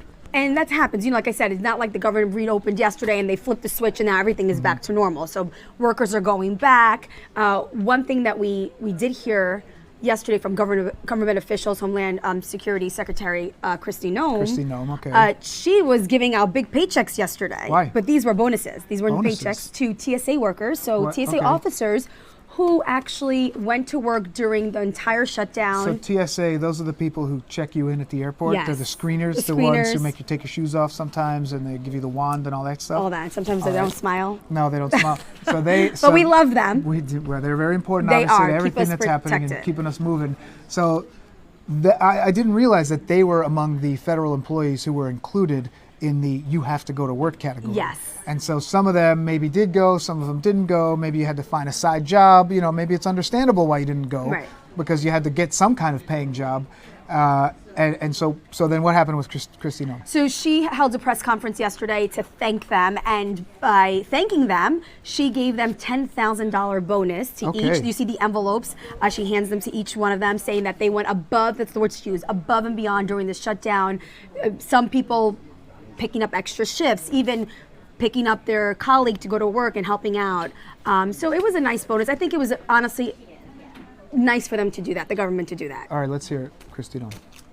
What that means is that we are going to not only continue their paychecks like they should have received all along, but also they're going to get a bonus check for stepping up, taking on extra shifts, for showing up each and every day, for serving the American people, and taking seriously the mission that the Department of Homeland Security takes seriously. Department of Homeland Security, ICE, they've been in the news a lot lately, obviously because some of the raids, some of the negativity, some of the criticism surrounding that. Kristi Noem is really the face of that, aside from the Trump administration. But for the White House, she is the face of ICE and of Homeland Security. But this is different. This is not that. This is sort of acknowledging the people who were struggling. And so, whatever you think about what's happening with the immigration raids, this is something that's a little kind of down the middle here. Right, and this is not like her decision where she said, I'm the only person that's decided to give them a bonus. Obviously, the government decided collectively this is the right thing to do. These officers, TSA officers, came to work. regardless of having a paycheck or not. And yes, they had to come in. Some say, well, they had to do it because they have to keep us Americans and our airports safe. But still, like you said, they may have been struggling and had to Uber or whatever, pick up a side hustle, and maybe they said, I have to, so which a lot of them did. We've heard stories like that. But, you know, I'm sure that there were a lot of happy faces yesterday once they received that paycheck. And them included with a lot of federal workers, like I said, they're going to start seeing 70% and then 30% by the end of this week, early next week. So all that together, I think, is a good chunk. Sign. Good way to get it going next week. Maybe we'll see sort of things running back up. Oh, you got something else? Yeah, one other thing I want to talk about is obviously the whole issue, right, that why we ended up in this 43-day shutdown was because of healthcare. This mess, because that's what it was. It was healthcare. Democrats wanted those tax credits and that bill. Obama subsidies extended. Extended, and the reason why is because come January 1st, if those subsidies are not extended, those tax credits, which is Obamacare, we could see those premiums skyrocket, and that's what they fear. Republicans obviously saying no. They passed the bill, both Senate and House, without that measure. They're going to take it up again, Republicans promised, in December. So next month before they expire at the end again in January. We have heard some Republicans saying, listen, we could possibly work with a year extension. We don't know yet, but of course it's going to go down to a vote. Probably some back and forth as we've seen so far. The thing, though, is with Chuck Schumer. Senator Chuck Schumer. New York. Yes. Longtime senator. His own party now. Some Democrats saying, should he be leading the Democratic caucus? Should he step down because of what happened? Why would his leadership be questioned? Well, leadership be questioned because some Democrats are saying why. We know that in the Senate, 8 Democrats crossed the line. He lost them. Yes, some would say, Democrats would say, they gave in to the pressure of Republicans and voted yes in favor of the bill without the measure when it comes to health care. And in the Senate, same thing. It was 6 House members, also Democrats, crossed party lines. Okay, and that's Hakeem Jeffries' department, both New York lawmakers. Right. So we've seen Cory Booker from New Jersey now also saying, you know what, maybe it's time to change leadership. Those were his words. Maybe it's time to change leadership. And the reason why is because they're saying, why didn't he was more forceful, more. You got to hold your party in line. Yes. You have to hold your people in line. That's why you're in leadership. And so that could be sort of one of the story angles that we continue to cover as things sort of move forward, especially, as we get toward December, toward the end of the year, and then when we have to have this discussion again, potentially in January, because they funded it just through January. I feel like they're always talking about the government shutdown. Sometimes they avoid it. This time, obviously, it wasn't. They didn't. And I think we always think it's not going to happen, right? They're going to some way avoid it, come to an agreement. This time around, no. So a lot of people are saying, for what? For what reason, right? Why did we have close the government for 43 days when at the end of the day, the measure that they wanted to push through did not? That's a good question. All right, Jessica. A lot happening over in Washington. Anything else going on? No, I wish I could just fix it all, though, on this Friday. It is Friday, and it's almost 10:30, and we're going to take a quick break because if you don't know what's going on with the weather, we got just the right person to talk to. Oh, I know who it is. Audrey Puente is here. She's sitting. I don't know. Do we have the wider camera? Can we see the wider camera? Audrey, can you slide in? Slide in. Oh, there she is. Hey, yeah, she's waiting. She's got her notes. We're going to be talking about the weather. We're going to talk about sharks. This is very exciting. Oh, yeah. We need to know about Thanksgiving weather. Oh. Do we know that yet? Probably not. Bye, guys.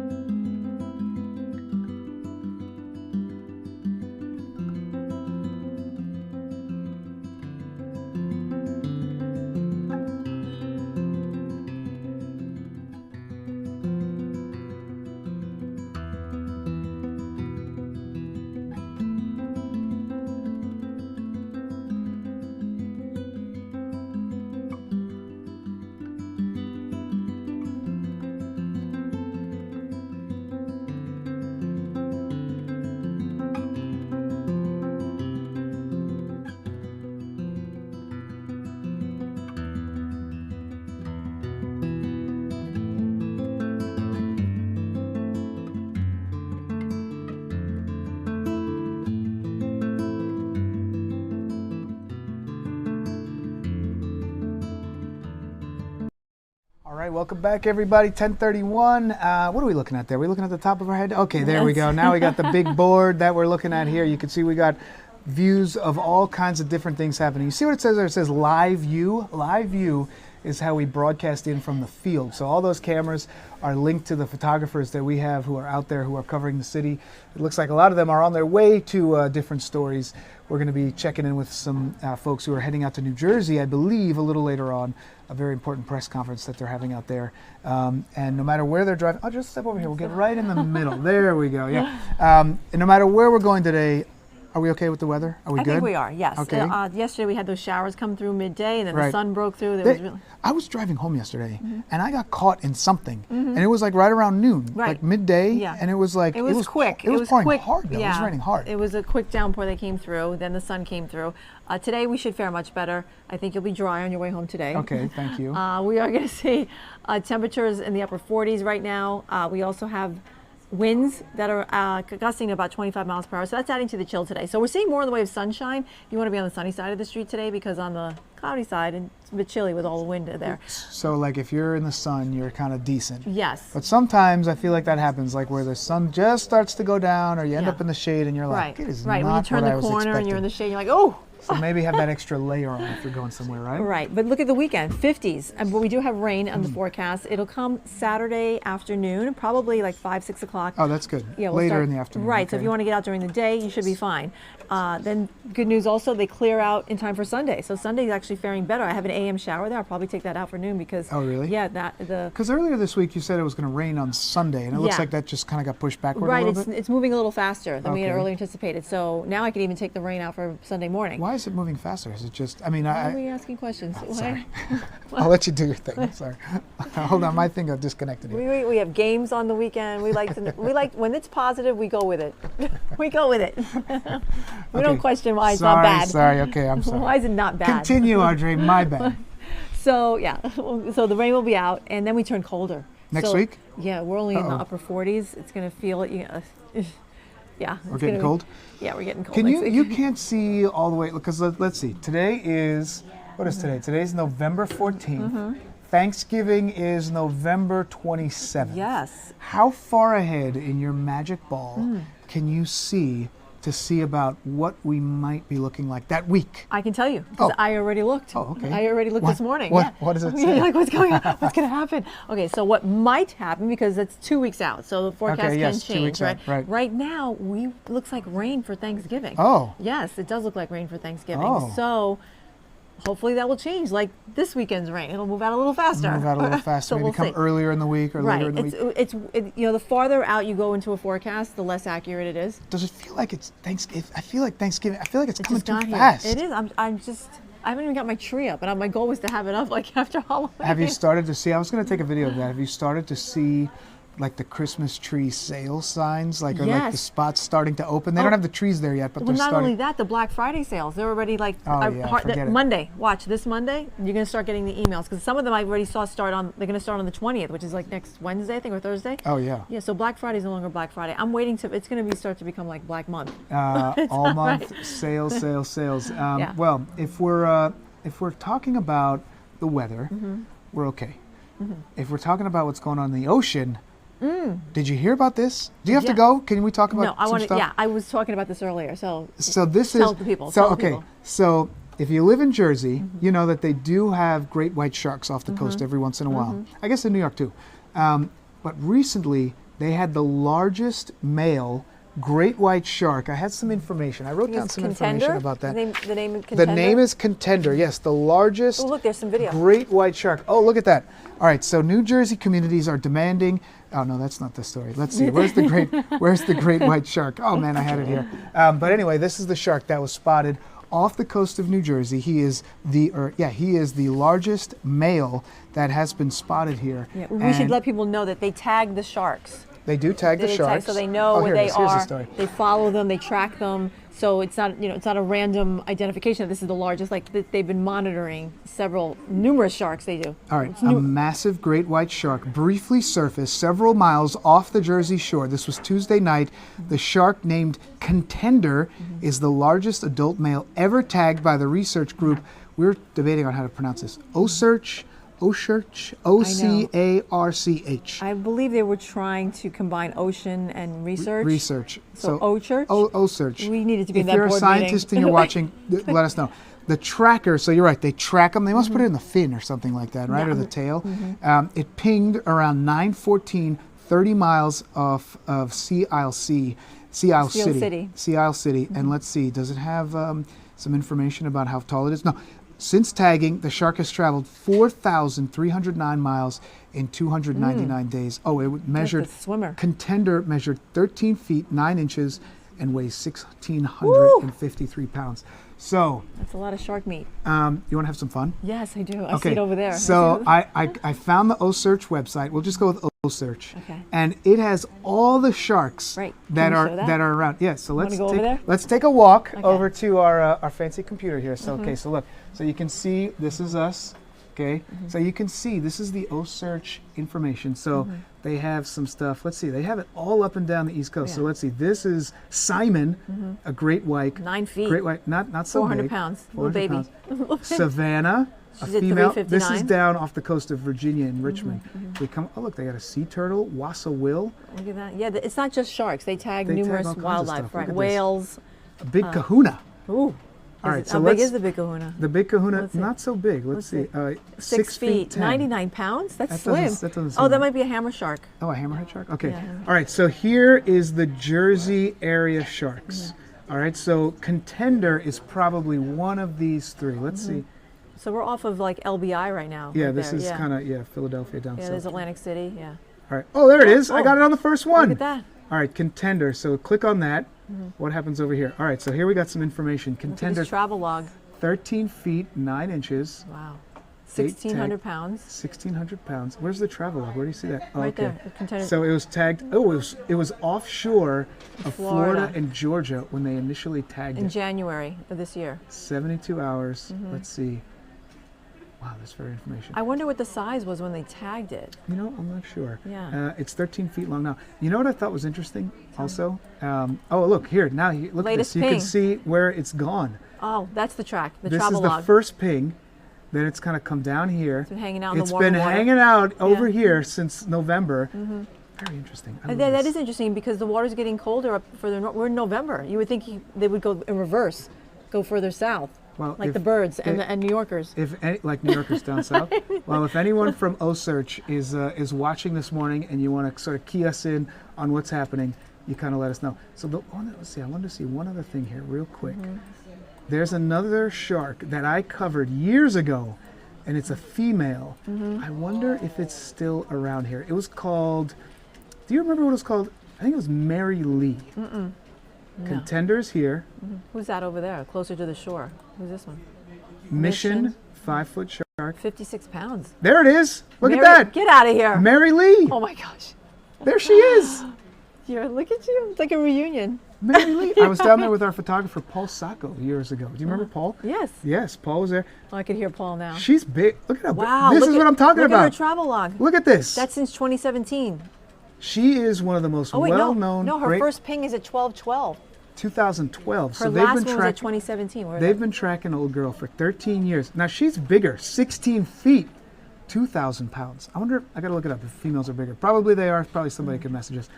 Anyway. Interesting. We're just having fun here, Audrey. I don't know how newsworthy this is, I but know this it's- is very interesting. We're having fun with it. All right. I will come back to you. All right, so that was good. Yeah. Anything else? What else is going on? Just hanging? You got plans for this weekend? There's big. No one's talked about this tomorrow at Citi Field. Big game. Dominican Republic versus Puerto Rico. For baseball? Yes. Baseball? Yes. All the top players are playing. I'm going to be there. Really? Yes. We didn't talk about this once this morning. Wait, so like Juan Soto and some of those Yeah, crews? all the top players from Puerto No. Rico and Dominican. Yes. It's Really? Tomorrow. It's I think it's the first time at Citi Field. It's happened in other cities.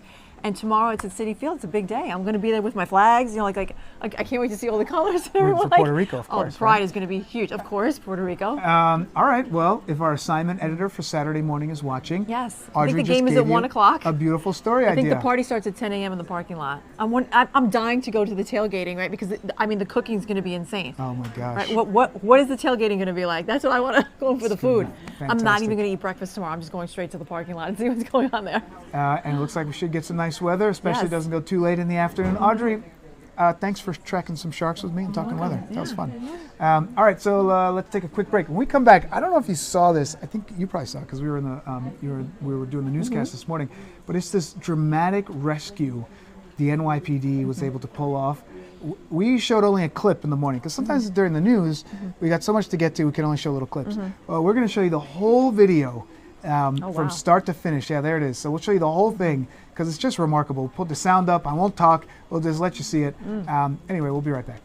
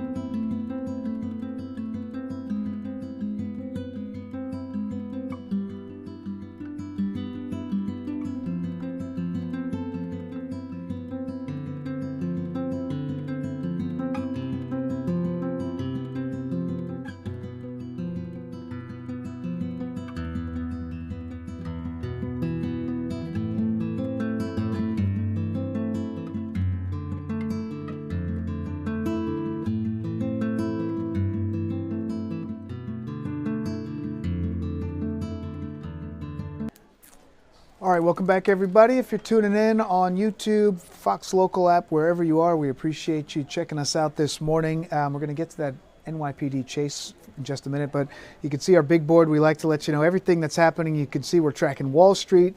Number is not so great this morning, but also over there, Live View 5. If you're looking at Live View 5, that is a video out of West Orange, New Jersey. And here in West Orange, there are New Jersey communities demanding action after a spike in illegal school bus passings and several recent child injuries. They are calling for changes. These are elected officials and other advocates. Let's just dip into this coverage just for a minute or two to see what they're talking about out there in West Orange, New Jersey, the high school. And it's to educate, I keep coming back, it's to educate our drivers, whether they're young drivers or whether they're mature drivers. This is something that is so important to me and all of the legislators behind me, even though there are people that are discussing this, why it shouldn't be, why there's laws, why there's that. I respectfully disagree. I believe that this will make a difference in our future. And I'm hoping that we'll be able to see this in the next few months in Trenton. So with that, thank you so much for being here today. Let's make this happen. And thank you again, West Orange, for everything you're doing. And thank you. Thank you so much. Senator McCain, All right, so we're I know taking I'm a putting you on live. the All right, so we're taking a live listen in. This is West Orange, New Jersey, where community leaders, elected officials, they are coming together. They are calling for changes when it comes to some of the issues with passing school buses and driving. They've had some serious issues out there in New Jersey, some tragic deaths that have happened. So they obviously want to see something change. We're going to track this. We'll have a full story a little later on. But one of the beauties of Newsroom Live, the way we're doing this, is that we can key you in on some of the key topics that are happening throughout the day. One of the big stories that we also covered this morning, did you hear about what happened with this NYPD teen rescue? teenage girl, emotional distress. She jumped into the Harlem River near 142nd Street. I just want to give you a little background. NYPD officers from the 3-2, the 32nd Precinct, they sprinted to the riverbank after a witness called for help. The first officer, Officer Wilmer Guerrero, took off his gear, jumped into the cold water to get her. We just showed this shorter clip earlier on the news, but I want to show you, we've got time. We could show you the whole thing. So let's go ahead. You're going to see some graphics and words on the bottom there, but we're just going to let it run. And put the volume up too, yeah. I also say that when I pulled into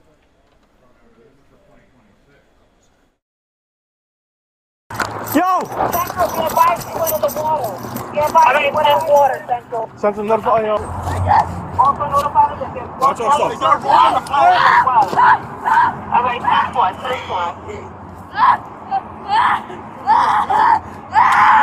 Can you swim? Can you swim? But we need all the units. Okay, 10-4. Central, be advised to have one MOS in the water. Okay, you good? One MOS in the water. You said by the rocks, right? By the rocks? By a bike path? 10-4 Central. It looks like the MOS got her. Yeah, it's Central. Be advised. I'm West Goddard. We're taking her out of the water now. Okay, 10-4. You could be advised they're pulling her out of the water right now. Yeah, let's get EMS to this location. Okay, 10-4. I got you. Here, take my hand. Take my hand. You good? Help her up. Help her up.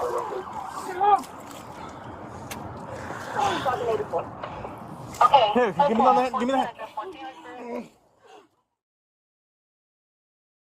That's the video. All right, so that's the video there from the NYPD. You know, we showed it in its entirety. That was a rescue that they performed earlier this week. We just wanted to show you the whole thing that happened, recognize those officers for their bravery. The girl was struggling, as you could see.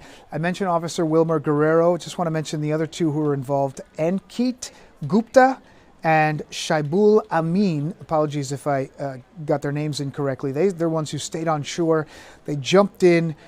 They were ready to jump in, but they did help pull Guerrero and that teen back. All this was captured on body camera. The girl was brought out alive, conscious, taken to a hospital for evaluation. Unclear exactly why she jumped in, how she ended up in the water. All three of those officers have less than 4 years on the job. They didn't hesitate, though. They just jumped in, signed up what they were, they did what they were signed up to do. So I think we're just going to take just one more quick break, and then we're going to hear, it's a great interview that one of my colleagues, Natasha Verma, did with the former FDNY commissioner. So we'll take a quick one. We'll come back. We'll watch that. If anything else happens, we'll let you know, but we'll be right back.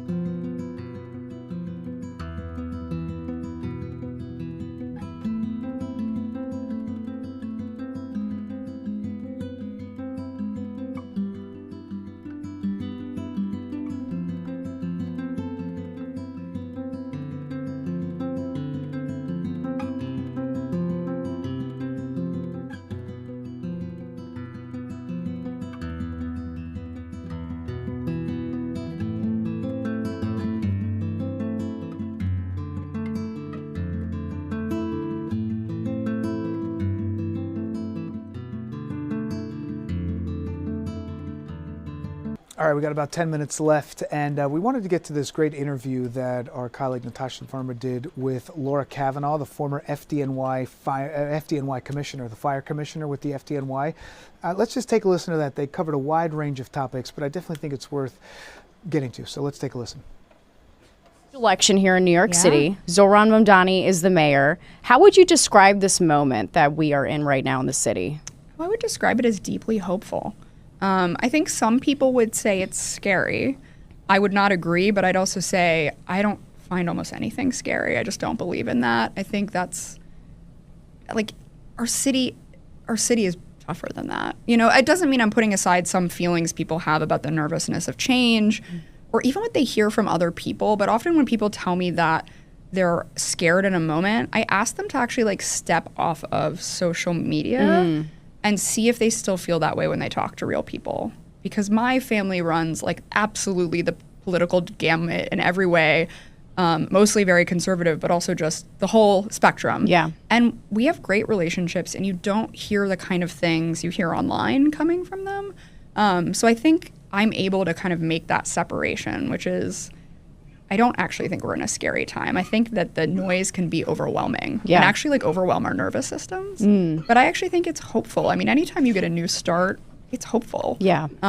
What you actually, you know, to me, what makes me most nervous is it a new start, right? Like, what will we really be able to do? What will our city look like in 5 years? To me, I think about, it's just probably like a sign of the job I used to have. Like, how do we operationalize hope? Right. I know that sounds crazy, but like, what does it actually mean? That's a great way to put it. How do you operationally do that when you're trying to see hope actually come into fruition, come into action? You survived 2 administrations. You came in, de Blasio brought you in 2014, and then when Mayor Adams came in, you were actually promoted, which is rare, but it's incredible that you were promoted. So you have seen transitions over Yes, I have. 2 administrations.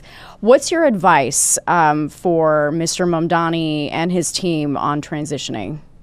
I mean, a few things. Don't let people talk you out of the hope. They will. When you go through transitions, you talk to a lot of people who want to say something along the lines of, we've tried it before, kid, and it won't work. But the thing about new things is the only way you actually achieve them is to dream of something nobody's ever seen before and then try to do it. And you won't achieve it a lot. I mean, that's part of like being hopeful actually is about trying and failing and being okay with that.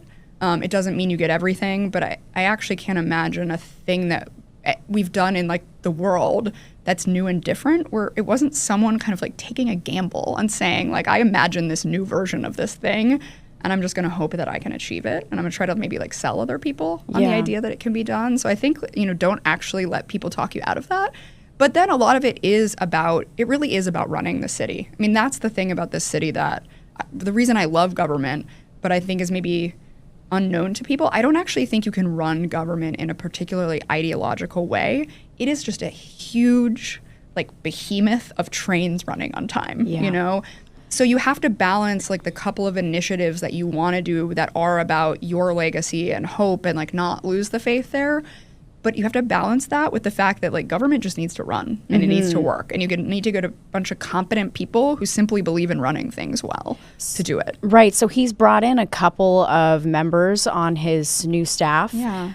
Would you be interested in working in the administration? I am not, but that is not about our mayor-elect. I think that a new chapter is calling to me. And I don't sort of know how to explain that, but I will say in my life, I've always taken these leaps that people thought were crazy because it called to me. And like going to the fire department was one of those. You know, people thought you've worked in campaigns and you're going to this place that seems not only so different, it's so operational, it seems so different than City Hall in so many ways. And I just knew like there's something about it that is calling to me. Like it's an interesting place, it's a good place, a place that needed some help at the time. And I don't think I was wrong about that. And so the fact that life feels like it's calling me, I think more to figure out how to like talk about my story, to I think lift up like other women's stories and in interesting and creative ways, like to say like just how does it feel, like going back to the music, right? Yeah. And like who are we as like just humans in this world, especially when things are so scary and disconnected. It actually just feels like the way I can best help like him and the city and women. And so that's why, for me, I feel a different calling at this point. So you don't think you'd ever go back into government? Oh, I wouldn't say I would All never right, go so that was Natasha Varma with the former fire commissioner. But we were waiting to see what was going to happen because our very own Morgan Mackay has had a very busy morning because here's your microphone. Let's see. Here we go. We're going to do this just in a quick way. Yeah. So. A little messy, but no one minds. You had a busy morning because you literally just got off the set with someone who's obviously very important here in the city. What happened? So we got to speak with Mayor-elect Zohran Mamdani. Right in the middle. Yeah, welcome to the broadcast. There we go. Yes, we just spoke with Mayor-elect Zohran Mamdani about, his plan over the next 50 days as he transitions into office and what that's been like. He had an hour-and-a-half meeting with Governor Kathy Hochul yesterday, and they discussed not only how they're going to manage potential attacks by the federal government, specifically when it comes to some of these federal funding cuts. Also, how they're going to be dealing with some of the priorities that Mamdani wants to accomplish. He wants to see a lot of things done this next year, like universal child care, free buses. And Hochul's meeting was also sort of to explain to him, I think, a little bit, just more in the sense of, we might not have the money next year. I'm facing re-election next year. Don't blast me. Next year would be 2026. 2026. So she's saying maybe we can get the wheels rolling on this so that I can help get your priorities by 2027. So when it comes to childcare, yes, she seems to be offering him some sort of a nugget here in all of his priorities. It seems like she's going to be partnering with him on this free universal childcare, and by fiscal year 2027, which really starts in June of next year. And they're talking about rolling this out, but he today didn't really explain how they're going to pay for it. He wants to pay for it by increasing taxes on millionaires and corporations. Hochul said absolutely not. She's not going to do that as she faces re-election next year. And so I asked him, what sort of revenue streams are you guys looking at then if it's not going to be this plan? And he said that's something they're still discussing right now, but they're having these discussions early before even he takes office. We just got a few seconds left. Just very quickly, how do you go into an interview like this? He's been asked so many questions lately, even from yourself at the press pool. What do you go into it to try to get a headline? I really just make sure to watch and read as much as I can of everything that he's done to try at least to ask it in a little bit of a different way. Today I had a headline, one or two. I think I got a couple, in there. So hopefully we'll have to see as I work my way through it here. Where can we find it later? Fox5ny.com. It'll be posted there later. It airs on Fox 5 at 6:30 p.m. on My 9 New Jersey at 8:30 p.m. and it'll be posted online. Politics. Thanks for watching Fox 5's Newsroom Live. We're now joining Live Now's non-stop stream of live